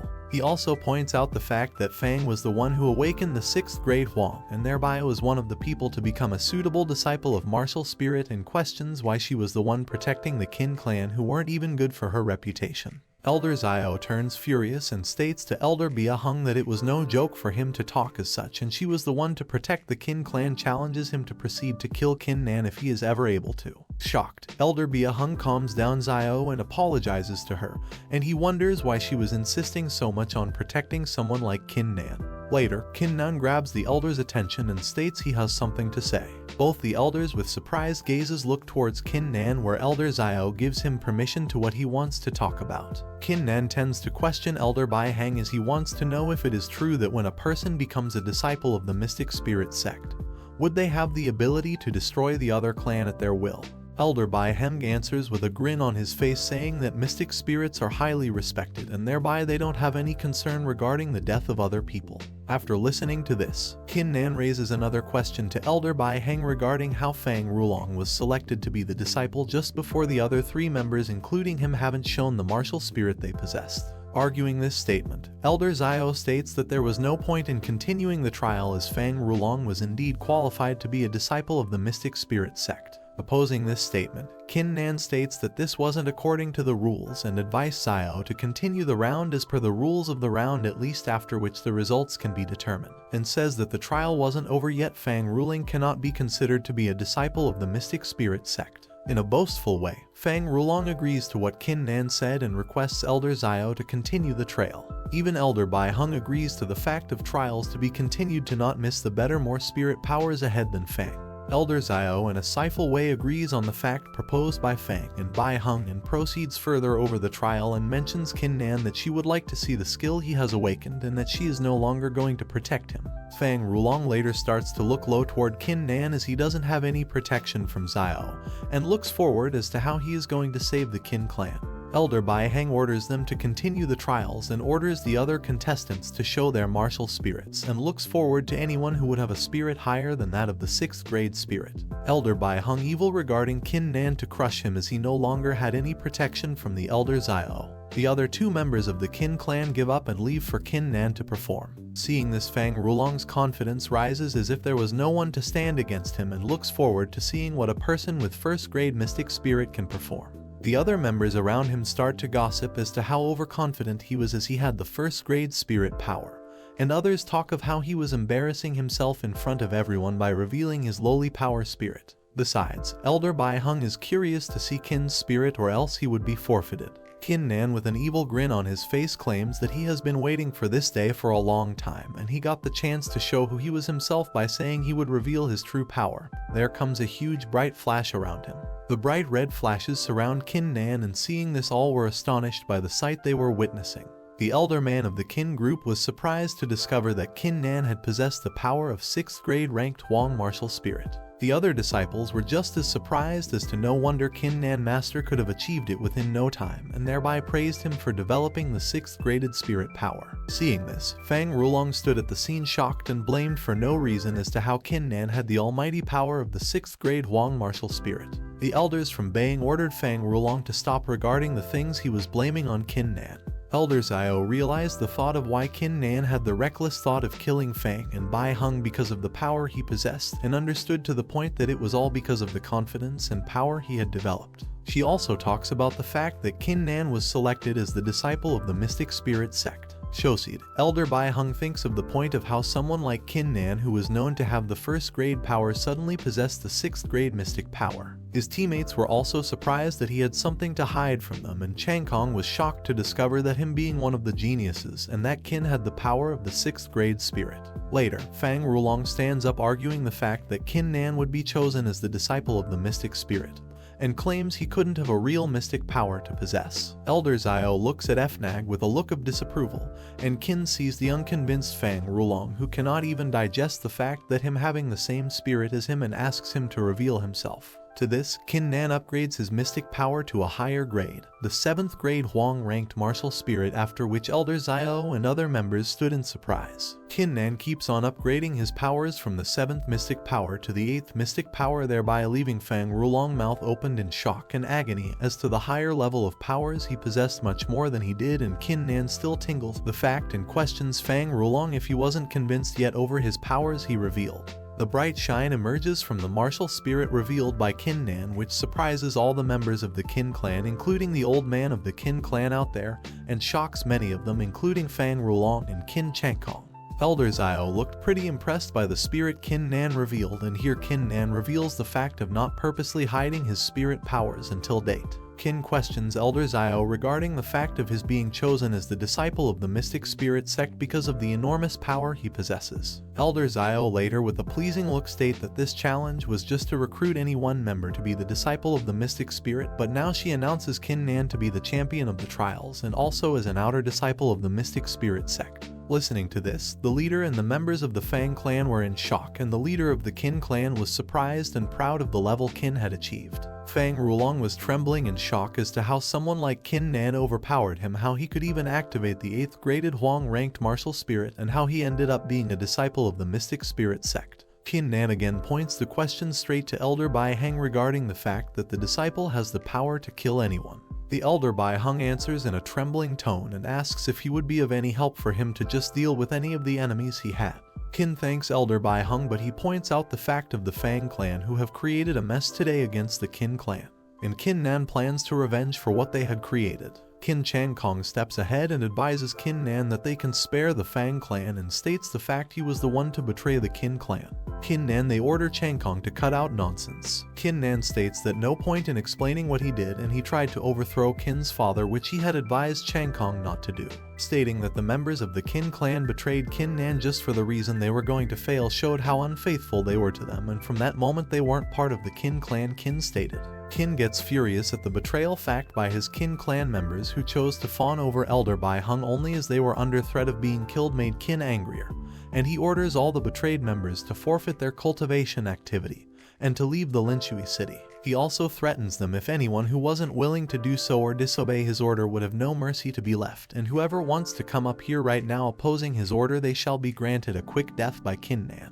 As the Elder Bai Hung keeps watching, the people of the Fang clan together with Qin Taiba and others proceed to leave their cultivation areas and leave the Linshui city. The situation that has occurred in the selection of disciples has spread all across Linshui city. There comes a talk from people that the one who was considered trash was considered to be a genius with a legendary 8th grade Huang-ranked martial spirit possessing man. One of the two clans, Fang clan, has been wiped in front of the Qin clan, making them the overlord of Linshui city, and the performance outcome has shaken the whole Linshui city. The members of Qin Nan return to the conference hall. The father of Qin Tian proudly states the fact of him having a genius son like Qin Nan. Elder Zhao surprisingly asks Qin Nan as to how he has 8th grade Huang martial spirit, and begins to be curious about the fact. Qin starts to reveal the fact that when he was young he was struck by lightning and he achieved a special technique in his mind, which was the skill to just upgrade his abilities he had, which had occurred during the 1st grade Huang awakening ceremony. The other members of the Qin clan were surprised to hear this. Qin Tian asks the fact how his cultivation has improved, was it by his hard work or the power he possessed? Qin Nan confidently answers that there was his hard work purely involved in cultivation. He also mentions that he came across Zhu, thereby knowing the whole evil plot of the Fang clan, and apologizes for hiding this fact of the spirit he had. Elder Bai Hung turns towards the Qin clan, starts to praise them and points out the fault done by the Fang clan. Elder Zhao mentions the fact that as if he was now the to-be outer disciple of the mystic spirit sect, he needs to finish everything the task he had to do within 2 days. Qin Tian rises and states that there is no need for 2 days and orders Qin Nan to complete the task by leaving it tomorrow, and says to follow Elder Zhao. Qin accepts the order and says his father and his uncle to stay safe and promises he will be able to pay a visit whenever he gets time. Qin Tian then asks to take them on the trip and to show all of the Qin clan on a tour. As Elder Bai Hung raises to pay for a trip, Elder Zhao stares at him with displease. Later she continues to stare at Qin Nan, and Qin addresses her as Sister Zhao and why she is staring at him. She apologizes to embarrass him and tells him not to call her sister and to call her Kingsu instead. Kingsu recalls the fact Qin said how he got his abilities and questions him regarding it, and suspiciously asks him whether he was hiding anything as he hid his 8th grade spirit. Listening to this, Qin Nan was surprised to think that Sister Zhao had anything discerned something about him.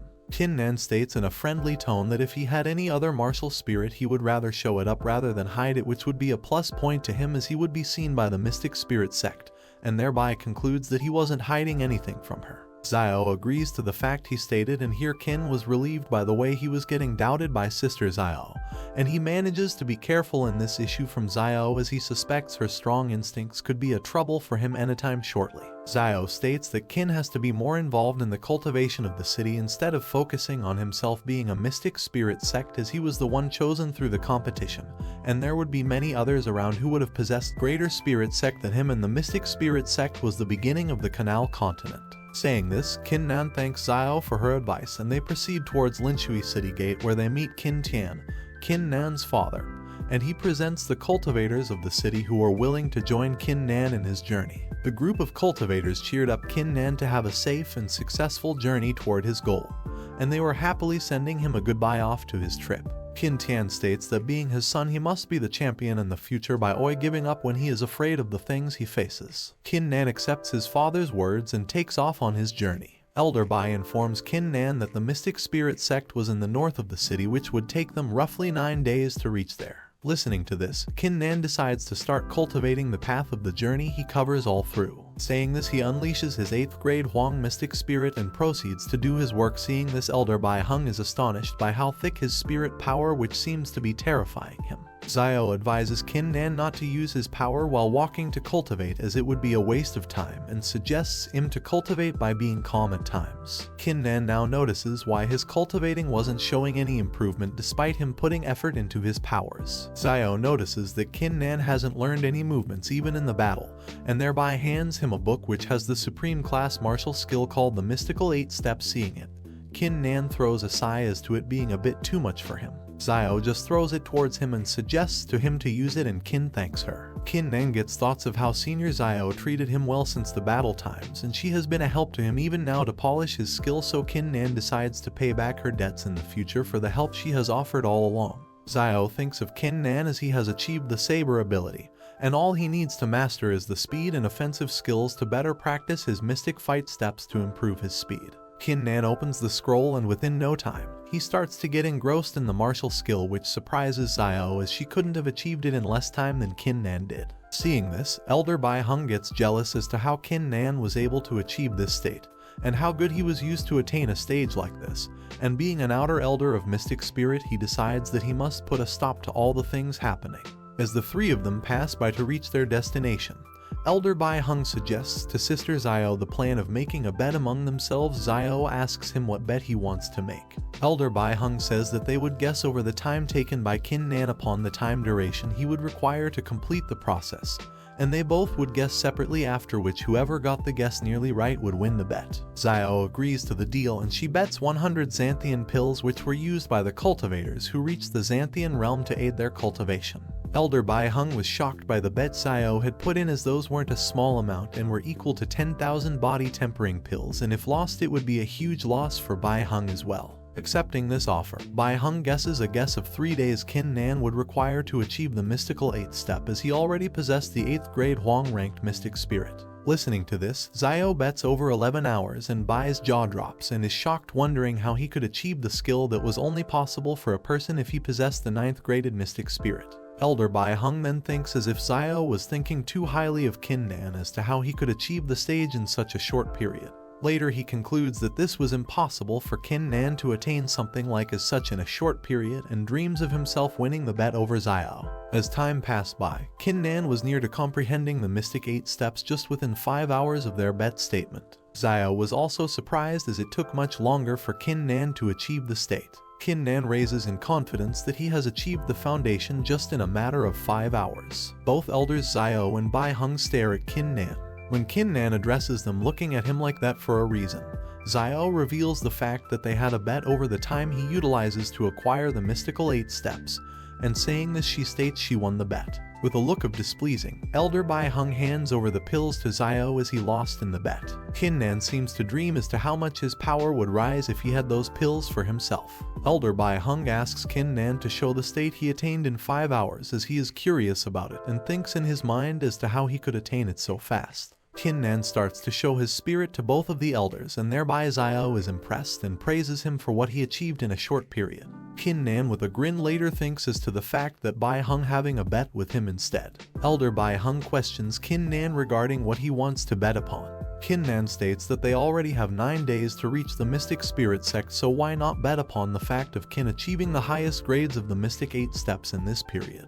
Listening to this, Xiao is surprised as to how Kin was starting to put up this bet. Elder Bai Hung listens to this and, thinking foolish of Kin Nan, agrees to the bet and puts up 100 Xiantane pills to be paid if anyone loses the bet. Xiao tries to cut out the bet, but Kin Nan states that it was needed for him to give a bit of pressure, and it was not a matter of him winning or losing the bet. Saying this, Kin Nan turns over to Bai Hung and informs them that he will give those pills once he receives them, and keeps Xiao to be his witness for the bet, and Bai Hung agrees to it. Kin Nan proceeds to practice more over the will of the bet, and Bai Hung thinks Kin is arrogant regarding his achieving the spirit power in a short span, as if it would even take a month for a person who possessed the 10th graded Huang mystic spirit. Kin Nan proceeds to practice hard to reach the 9th mystical step and cultivates more into it to achieve the greater stage of success. Elder Bai Hung tells Kin Nan that he does not need to try so hard as him being a 5th layer body tempering realm. He needs to mediate to reach the impossible stage of the martial emperor realm. Xiao agrees to him and calls Kin Nan to come and rest for a while.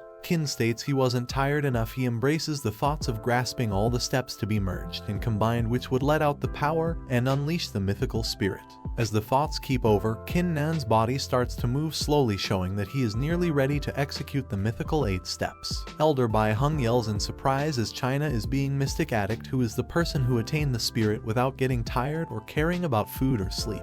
Xiao states that she was told regarding the Mystic Addict this was the moment she encountered one, and believes that Kin Nan would be able to learn 8 mystical steps in 9 days. He kept on practicing until it was the 8th day, and he was showing improvements in his skill as he had achieved 30 steps and had 22 steps more to reach the success rate. Kin Nan later asks how many days are left, and Bai Hung states that it is the 8th day already. Kin is surprised listening, and Xiao reminds him of how crazily he has been involved in the practice since that day. Elder Bai Hung reminds Kin Nan that they have to reach the destination tomorrow, and he should get enough rest to travel later, and tells him to pay half the bet before losing it. Kin Nan states there still was time for the bet to end, and by saying this he unleashes the divine battle spirit. Elder Bai Hung mentioned to Kin Nan he was still free to practice if he didn't think he was against him, and stated he didn't see anyone achieving a great success stage of a supreme class martial skill in a short period of 9 days. Kin accepts the words said by Bai Hung as a challenge and agrees to learn something new. Saying this, Kin Nan starts to unleash his 8 mystical steps spirit and shows to be advanced and at a majestic stage where both elders stand watching it surprised.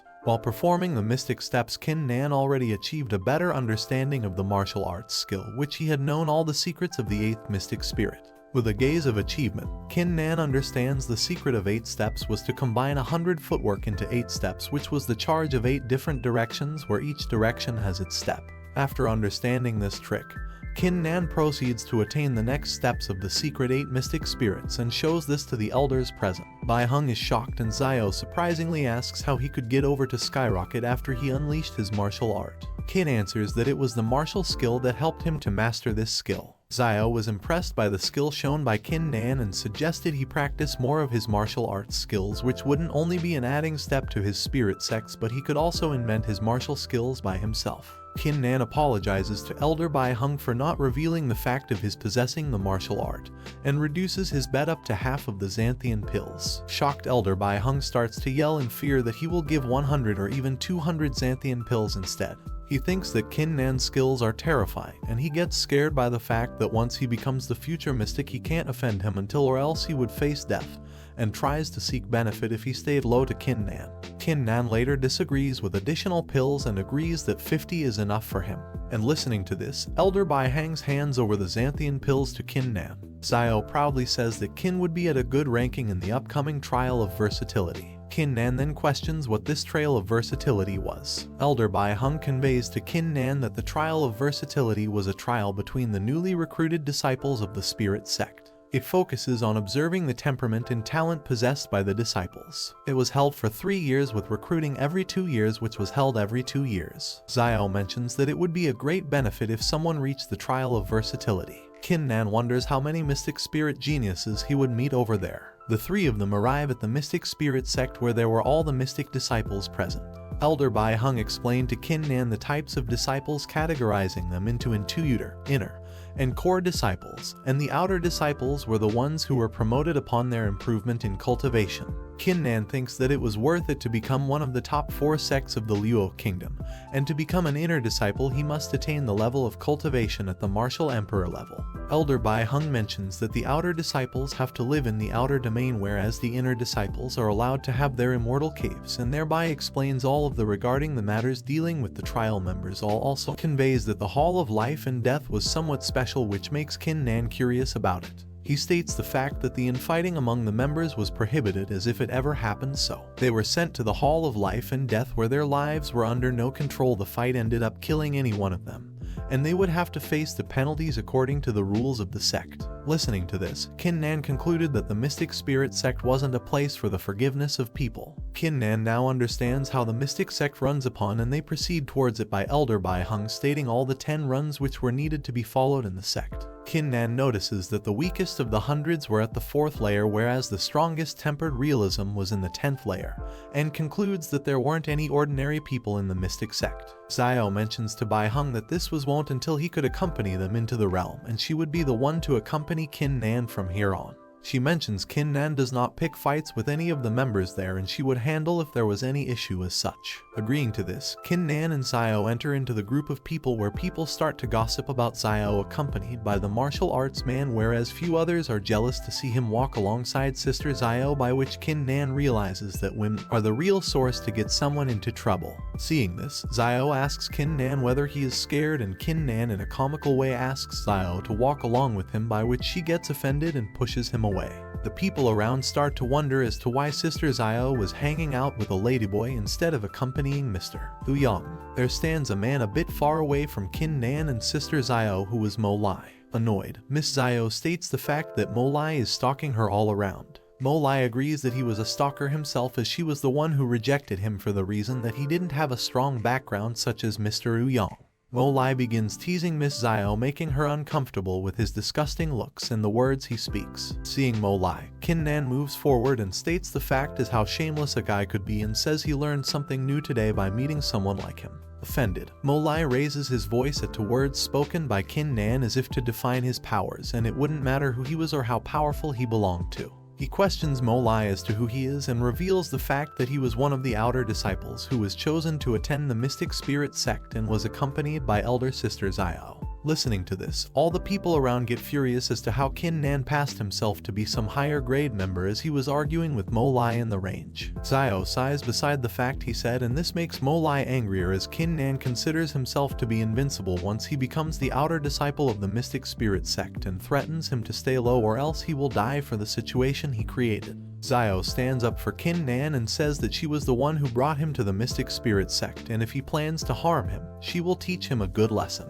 Seeing the way Xiao spoke, Mo Lai plans to revenge for the situation Kin Nan has put him into and flees from the place, where Xiao mentions to Kin Nan that Mo Lai was one of the sons of the 3rd elder of the Mystic Spirit sect, and despite him having the 7th grade Huang, he was having the cultivation on track with that of Xiao, and mentions that he was one of the cruel, merciless beings, and Kin Nan was just reckless enough to make him offended and made him plan revenge against him. Kin Nan states that he would get bullied by someone like him, and he would point out the mistake even if it was anyone, even if it was Mo Lai, and says if he had such a strong base of cultivation, he would be ready to face Mo Lai in the halls of life or death. Xiao was pleased by the words said by Kin Nan and thanked him that she was grateful to have him around and that she got to accompany him around. In an instant, there was a furious flash of aura emerging upon the surrounding ground where Kin Nan and Xiao were along with other people. Kin Nan was surprised to notice the emergence of such a strong murderous aura around them. There were emerging flashes all around which were arising from Lin Zixiao, who was one of the 9th graded Huang martial spirits. All the people around were surprised by him to appear, as he was the one who possessed a higher mystic spirit and had attained the 8th layer body tempering realm just in 3 months. Lin then approaches Xiao and praises her beauty by delivering a poem as to how beautiful she is, and proposes the matter of her willingness to make him her friend. Xiao turns her face away from him with displease, and seeing this, Lin thinks that the man beside her, Kin Nan,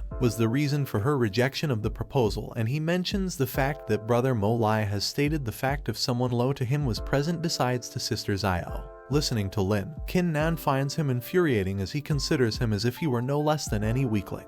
Here enters Huang Long, using his 9 golden rays, who possessed the 9th grade Huang ranked martial spirit and was belonging to the 10th layer body tempering realm. After them, Kin Nan wonders how many of them would have attained the 8th and the 9th mystic spirit Huang powers among the members. He later grins at the fact of facing such geniuses, as he would climb over all of them and attain the peak of the mystic spirit sect by surpassing his attained powers. Lin complains about the reason Huang copied his style to appear in front of them. Huang laughs at the fact Lin said this and threatens him to stop talking, or else he will just be dead with one slap he would shoot towards him. Lin gets furious and introduces Kin Nan as one of the people standing beside Xiao, who is not even bothered by getting attention from Mo Lai. Kin Nan claims Lin to be shameless, as he was not only grabbing the attention of Huang but also escaping from the embarrassing situation he created himself. Huang stands in surprise, gazing towards Kin Nan, and addresses him to be a disrespectful man. The people around were enthusiastically waiting for the fight which was going to take place in between the members, and Lin was waiting to see the battle. Qin states that Huang doesn't have the right to call him to be trash. Qin Nan shows his mystic power to all the members, and people start to talk about Qin Nan as how he attained the 5th layer body tempering realm just in 20 days, and speaks of how he wasn't the one to be underestimated, and talks about how Sister Xiao was accompanying him due to the power he possessed, and they talk about the reason of how he had the dare to challenge someone like Mo Lai. Huang takes back the words he said to Qin, and instead, he considers him to be worthy of something powerful. Annoyed, Lin Zixao addresses him to be still lowly to him, and he would destroy him in just a matter of a single move. Xiao mentions that this wasn't the place to abuse someone verbally, and repeats the words that Lin was addressing to Qin Nan. Lin then challenges him to wait for the trial of versatility, and here Xiao tries to shield Qin Nan by assuring him she will teach Lin a lesson if he continues to trouble Qin anymore. Qin then assures Xiao that he isn't the one who easily gets bullied, tells Xiao to not worry much about him, and states that there will be a time when Lin will regret himself. Seeing the confidence he had, Xiao was surprised enough by Qin Nan. Over the scene, the elders of the Mystic Spirit sect appeared and ordered Huang and Lin to practice harder, and he would take the progress of each of them personally. He also informs the members that the Trail of Versatility would be conducted over the dawn of the 10 days, and mentions the requirements they need to be prepared with. Within these days, the newly recruited disciples would be taken to the skill library and would be brought to their respective residences where they could choose their place to cultivate. Besides, he also mentions the fact that there wasn't any violence to be seen, and whoever broke the rule would be expelled from the sect. Knowing this, Lin threatens Qin to survive until the few days until he meets to get a life worse than death in the hands of Lin Zixao. All the female members start to surround Lin Zixao, and Xiao calls him to be such a hypocrite. Qin Nan asks Xiao about the skill library, which Xiao explains to be the store of the Mystic Sect's martial skills, where he could even find the cultivation notes that were left by the powerful cultivators of the sect, and which were considered to be precious rules by them, listening to which makes Qin Nan happy. Xiao suggested he improve the cultivation base as he was weak in it, and he had 5 days to the trip to the skill library. Qin Nan assured Xiao that he would return after 5 days. Qin Nan reaches the majestic skill library, and embraced by how it looks, encounters an old man near the entrance who was known to the guardian to the library, and thinks that he was one of the people who would have had a higher cultivation base than an elder of the Mystic Spirit sect. Qin Nan approaches him and pays respect to him by bowing to the old man. The old man tells Qin Nan to address him as Old Shan. Old Shan was impressed by how Qin Nan was able to feel him out even when he was out on the 5th layer of the body tempering realm. Qin Nan reaches the 1st floor of the library and is attracted to the authentic ancient scrolls placed on the shelves, and looks for the things that would suit him. He ends up finding all the supreme class martial skills and nothing for a saber like him, and sighs in disappointment. He turns around and encounters Lin Zixao as if there is nothing to deal with him, and plan to leave as he is the one who would cause him problem. Listening to this, Lin Zixao gets furious about how he could disobey talking to someone like him in that way. Lin Zixao pulls out Qin Nan, asking why he was in a hurry or was frightened to see him back again. He tries to get Qin Nan furious by saying that he would be nothing if he didn't have the support of Xiao.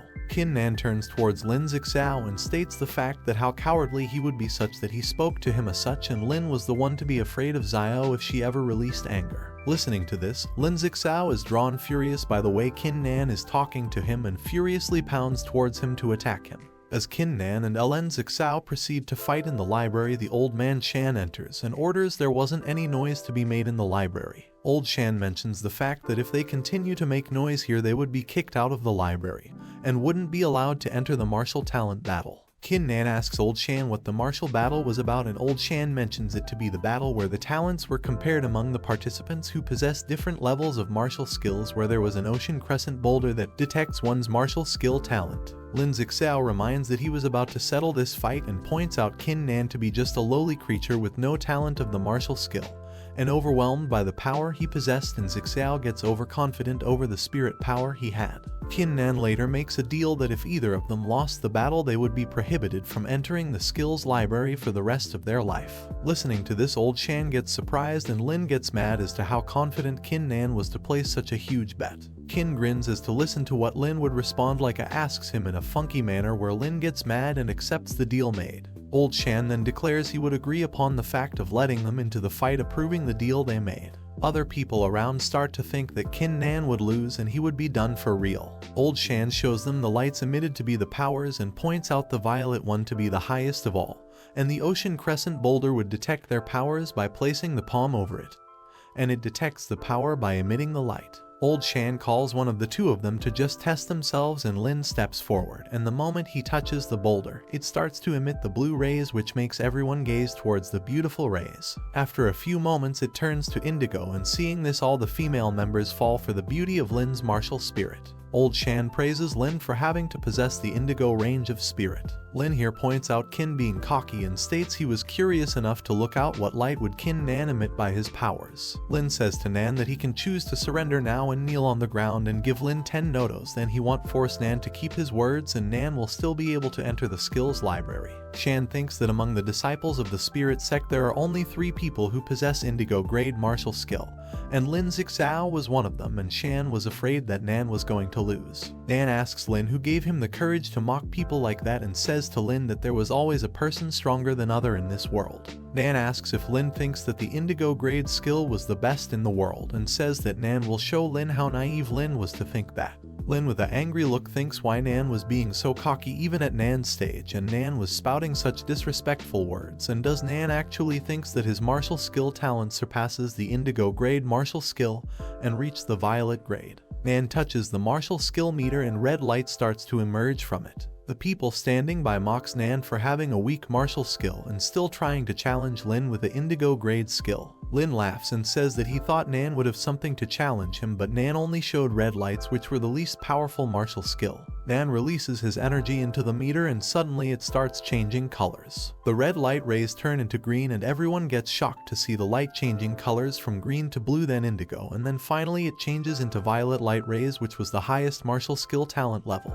Everyone gets shocked to see Nan have such powerful martial skill. Shan declares Nan the winner of the martial talent battle since Nan's skill surpassed Lin's. Lin kneels on the ground in a shock and then suddenly stands up in anger and shouts that Nan was seeking death. Shan stops him and says that Nan had won the battle and Lin would be prohibited from entering the skill library for the rest of his life, and if he tries to do so then Lin will be punished with a death penalty. Lin angrily agrees and thinks that he will definitely going to make Nan suffer and make Nan beg for his death during the trial of versatility, and Nan was going to regret this. Lin and his gang leaves the library. The other people cheers for Nan and says that even Lin, who was born with a great martial skill, lost to Nan. Shan asks Nan if he was interested in talking with him in private. Nan agrees and says he was waiting for Shan's orders. Shan and Nan walks outside and Nan says that he never thought he would find such a beautiful pagoda in the mystic spirit sect. Shan laughs and tells Nan to stop with the flattery, and Shan knew that it was poor of him to build the pagoda like this. Shan gives Nan a badge and says that if Nan holds onto this badge then he will have free access to enter the first and second floor of the skills library,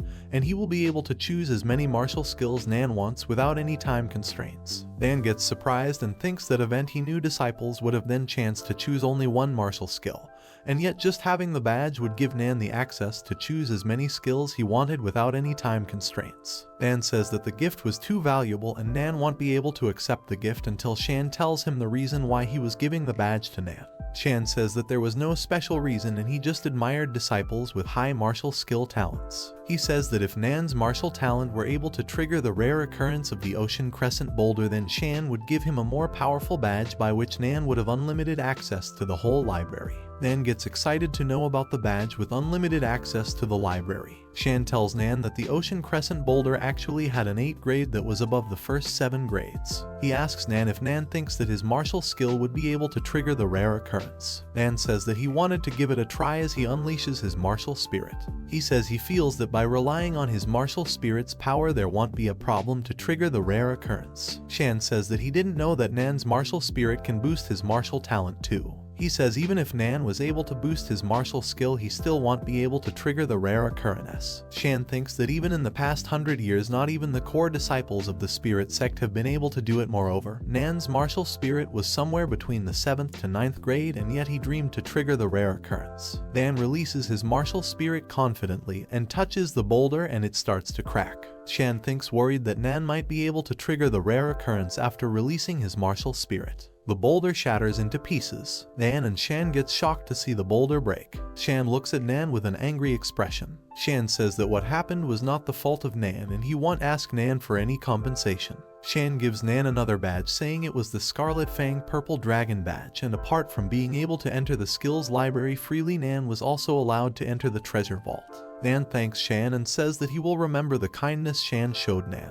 Nan leaves the library. Shan thinks that he has always thought that it was impossible to meet a disciple which reached the highest grade of the Ocean Crescent boulder, and someone was able to even break the boulder into pieces. He looks at the sky and says that he had found the one his senior brother was looking for and thinks when he was coming back. Nan enters the third floor of the skills library and a guard stops him saying that new disciples were not allowed to enter the third floor and Nan shall leave or else he will be punished according to sect rules. Nan says that he wasn't sure and asks if he was allowed to enter with his badge. Nan shows him the Purple Dragon badge. The elder gets surprised to see Nan having the Scarlet Fang Purple Dragon badge. Nan asks again if he was allowed to enter and the elder agrees. The elder thinks that where did Nan come from, and a new disciple with a 5th layer tempering cultivation have the legendary badge of a great elder. In the third floor of the skills library, Nan takes up a scroll of the mystic homing saber art which were the notes of Jaehang Liu, an inner disciple of the spirit sect. Nan says that he didn't think that a book he randomly picked up would transpire to be a cultivation note from a martial emperor disciple.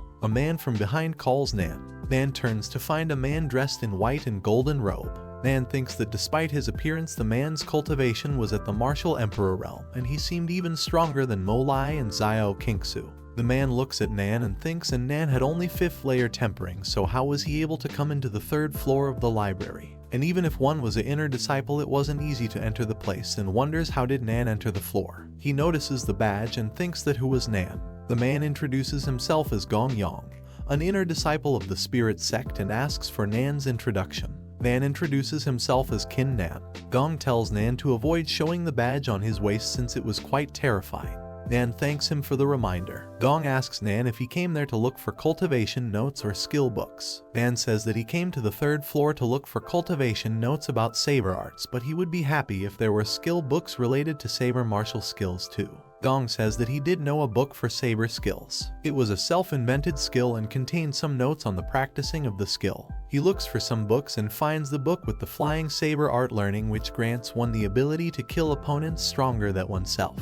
Nan thanks Gong. Nan sits to comprehend the book. Gong thinks that Nan was a natural-born martial addict, and although it wasn't given much importance at the Kanglian continent, but martial addicts are able to make breakthroughs while in battle, allowing them to turn the tables. He says that he will make sure to be good friends with Kin Nan. Nan focuses more and a powerful energy gets released. Gong gets shocked to see Nan having the saber intent. As Nan comprehends the book, he finds that the flying saber art only has one variation named the 100-step soaring saber, which once executed the saber will be shot out and can kill a target within the range of 100 steps. He thinks that the one who invented the art was a genius, and from how he understood it the saber art was not only to domineer, they can also be fast together with all the variations, and it would be impossible to defend against such attacks. Nan says that he misunderstood things when he was studying Thundercrash saber art before. He thinks that he assumed that execution had to be fast and powerful. However, as the conditions of the battle changes, it was important to execute the most suitable saber art accordingly. Yang looks at Nan meditating and thinks that despite having only 5th layer of body tempering, Nan was able to grasp the saber intent and reach the greater success stage of the one with the saber. Furthermore, Nan's saber intent was being released unconsciously, and this shows that Nan was practicing the flying saber art with a greater level of comprehension. The elder comes in and asks Yang that how much time will it take Nan. Yang greets the elder. The elder says that the third floor will enter a closed state and will be closed for 5 days and won't be opening, so Nan and Yang better take care while cultivating. Yang gets shocked to hear it and thinks that the elder actually showed such importance to Nan that he was even willing to close the library. He gets surprised by the thought that Nan might be able to reach the perfection stage of the one with the saber after borrowing the skill book. Yang gets relieved thinking that there was a great difference between success stage and perfection stage of the one with the saber, and WVWN if Nan was a natural-born martial addict it would need at least a month. 2 days later, Nan is still comprehending the skill book. He thinks that the martial emperor's experiences were not easy to absorb, and the experiences kept on mentioning keeping things smooth. He thinks that it didn't make sense since the 100-step soaring saber focuses on imperiousness and it had nothing to do with smoothness. Nan's Mariel spirit emerges and he finally understands that the soaring saber was not about gathering all the strength into a pinpoint, but it referred to the eye of formation. It was that if the eye was open, then Nan's saber intent, which would be covering an area within 100 steps, could kill the enemies at will within the range. A strong energy gets released from Nan. Young gets surprised to see that in just 4 days Nan was able to reach the perfection stage of the one with the saber, and Nan's martial skill talent should have already surpasses that of other martial addicts in the world. Nan opens his eyes and asks Yang why was he still there and why was he looking at him like that. Yang says that he was a straightforward guy and in these few days Nan has impressed him. He says Nan so from now onwards Nan should not address him as senior brother but call him brother Yang. Nan agrees and says that he'll be relying on Yang to take good care of him. They both come out of the skills library and suddenly a voice shouts at Nan saying Nan finally came out. Mo, Lai and Lin approaches Nan saying angrily he finally came out and Lai will give Nan a chance to kneel down and bow his head 100 times, otherwise Lai will teach him a lesson. Yang gets angry and asks Lai if he really had the right to ask someone to kneel down straight away. Lai gets shocked to see Yang win Nan. Lin shouts at Yang saying who did he think he was and says that Yang should stay away from this matter, otherwise he won't have the chance to regret later. Lai tells Lin to shut up and tells him that it was senior Gong Yang. Lai worriedly says that he didn't thought Yang to be there and says that Lin was new to the spirit sect and lacked some manners. He says if Lin offended Yang, Lai hopes that Yang can forgive him. He says that he was saying those words to the trash beside Yang and was talking about him. Yang gets more angry and says that Nan was his brother and who gave Lai the right to insult him, and if Lai continued to harass Nan then he shall see Yang in the hall of life and death. Lai gets scared and apologizes and says that they will leave right away. As they leave, Lai thinks that even though Nan was a new disciple without any background, he already got Xiao's support, and now even got Yang to protect him. Nan thanks Yang for protecting him. Yang tells Nan to stop being so polite and says that it was normal since they were friends and asks how Nan and Lai become enemies. Xiao comes and asks Nan that he was finally out. Yang sees Xiao and thinks that he didn't think Nan would have such good relationship with Xiao and thinks that it was a good idea for Yang to form a good relationship with Nan. Yang says that he bumped into Nan in the library and since they both have same personalities they became good friends. He says that now that Xiao was there he had something to attend and leaves. Xiao asks Nan how did he get into good terms with Yang and tells him that Yang was ranked in the top 10 inner disciples and had a 10th grade martial spirit. Nan gets shocked and thinks that that's why Yang didn't have any respect for Lai because of the gap between the two was too vast. Zioa tells Nan that there were only 5 days left until the trial of versatility, and it was best if Nan starts practicing immediately. She says that Nan must at least try to raise his cultivation to the 6th layer of body tempering within these 5 days. At the abode of one of the inner disciples, Lai and Lin are sitting. Lin punches the table in anger saying that as soon as the trial of versatility begins he will attack Nan and slash him to bits and his anger won't be relinquished until he does so. Lai says that he has a better plan. He tells Lin that they should collaborate with all the disciples and then attack Nan when the trial starts to guarantee Nan's death. Lin asks why would the geniuses help them and why did they need so many people. Lai reminds Lin that he was a genius with a 9th grade martial spirit and among the new disciples nobody would dare to oppose Lin for Nan, and also during the trial of versatility all of them would be spread randomly and Lin won't be able to find Nan before the time runs out, and with the help of other disciples as long as any one of them finds Nan with Nan's weak cultivation he will die for sure. Lin smirks as he thinks that with the magnificent plan Nan would not have a chance to survive. Nan sits in his room and remembers about the 50 Xiantian pills he received from by winning a bet with Bai Heng. He thinks that it would be the best time to consume those pills. He wonders what level his divine battle spirit would rise to after taking the pills. He opens the bottle and consumes the pills. The battle spirit slightly gets powered up from the pills. Nan thinks that even after taking 50 Xiantian pills his battle spirit didn't rank up, and even though 1 Xiantian pill was equal to 100 body tempering pills. He thinks that since the amount of pills required to rank up the divine battle spirit would increases with each level up, and if that was the case then Nan was unsure of how many pills he would need to take to rank up to 9th grade or higher. The battle spirit's eyes gets opened which can detect and inspect anything. Nan uses the ability and gets surprised to see that he could see the entire residential area from there. Nan thinks that he didn't thought that after a part of the battle spirit's body emerges it would bring Nan such great benefits. He says that if that's the case then when the eyes, nose and mouth will emerge there would also be amplification for them too or not. Nan thinks that there wasn't much time left until the trial of versatility starts so he should get back to cultivating. As Nan sits to cultivate, someone knocks on his door calling out for Nan. Nan opens the door to find Kingsu there with another disciple. Kingsu tells Nan that his trial would start soon and gives him an orb saying it was an escape orb, and once Nan breaks it he would be teleported a mile away from there. Nan takes the orb and thanks Kingsu, saying he would keep all the help she has given him to the heart. Kingsu introduces the disciple as her brother Xiao Lang and says that he was also a new disciple, and during the trial they both can help each other out. Nan introduces himself and says that he hopes Lang would help him. Lang says annoyed that it won't be necessary and everyone already knew Nan. He says that he has no idea where Nan gets the courage to offend Lin Zixao. Kingsu gets angry and tells Lang to apologize to Nan immediately. Lang rudely says that he was just stating the truth, and with Nan's cultivation being merely just the 5th layer, and his martial spirit being just 8th grade, and apart from having only a greater martial skill than Lin, Nan was not comparable to Lin. He says that the trial of versatility was not about just martial skill, but it would be testing their capabilities, and with Nan's current cultivation he won't stand a chance against Lin and will die, therefore it was better for Nan if he apologizes to Lin before the trial starts. He leaves saying that's all he had to say. Kingsu says to Nan not to mind Lang's words since he was conceited since young and there were some flaws in his personality. Nan says that it was fine. Kingsu tells Nan to be careful and avoid being impulsive. Although Nan's martial skill was outstanding among the disciples, but it had only been a month since Nan started his cultivation, and his cultivation base was still weak compared to the others. Nan looks at Kingsu smiling and she suddenly starts blushing and asks Nan if he was even listening to her. Nan says that he understood. Kingsu gets red and blushy, thinking why she was worrying so much about Nan and speaking nonsense. She thinks that she was acting how she was supposed to be. Nan leaves. Kingsu says that Nan must take good care of himself during the trial of versatility. At the gathering place for the new disciples, Nan gets surprised to see the number of newly recruited disciples, which exceeded his expectations. He thinks that the new disciples gathered there were all the newly recruited ones of the spirit sect from this year. He thinks to observe them with the eyes of his battle spirit to see how many of them were worthy of his attention.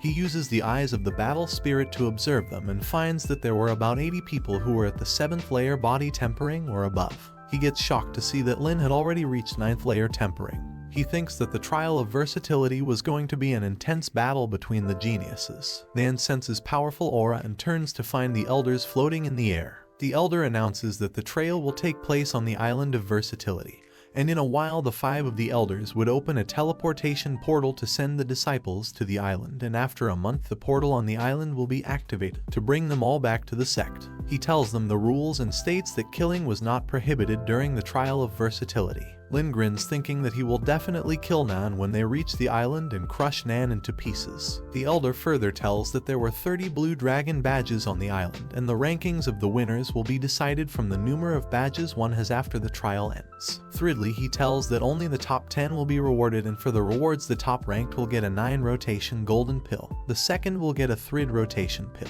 the third would get 10,000 Xianshan pills, the 4th to 10th ranked would be given 9 to 3,000 pills each depending on their ranks. Everyone gets excited hearing the rewards. Nan thinks in excitement that the Mystic Spirit sect was incredible, and even the 10th rank gets 3,000 pills.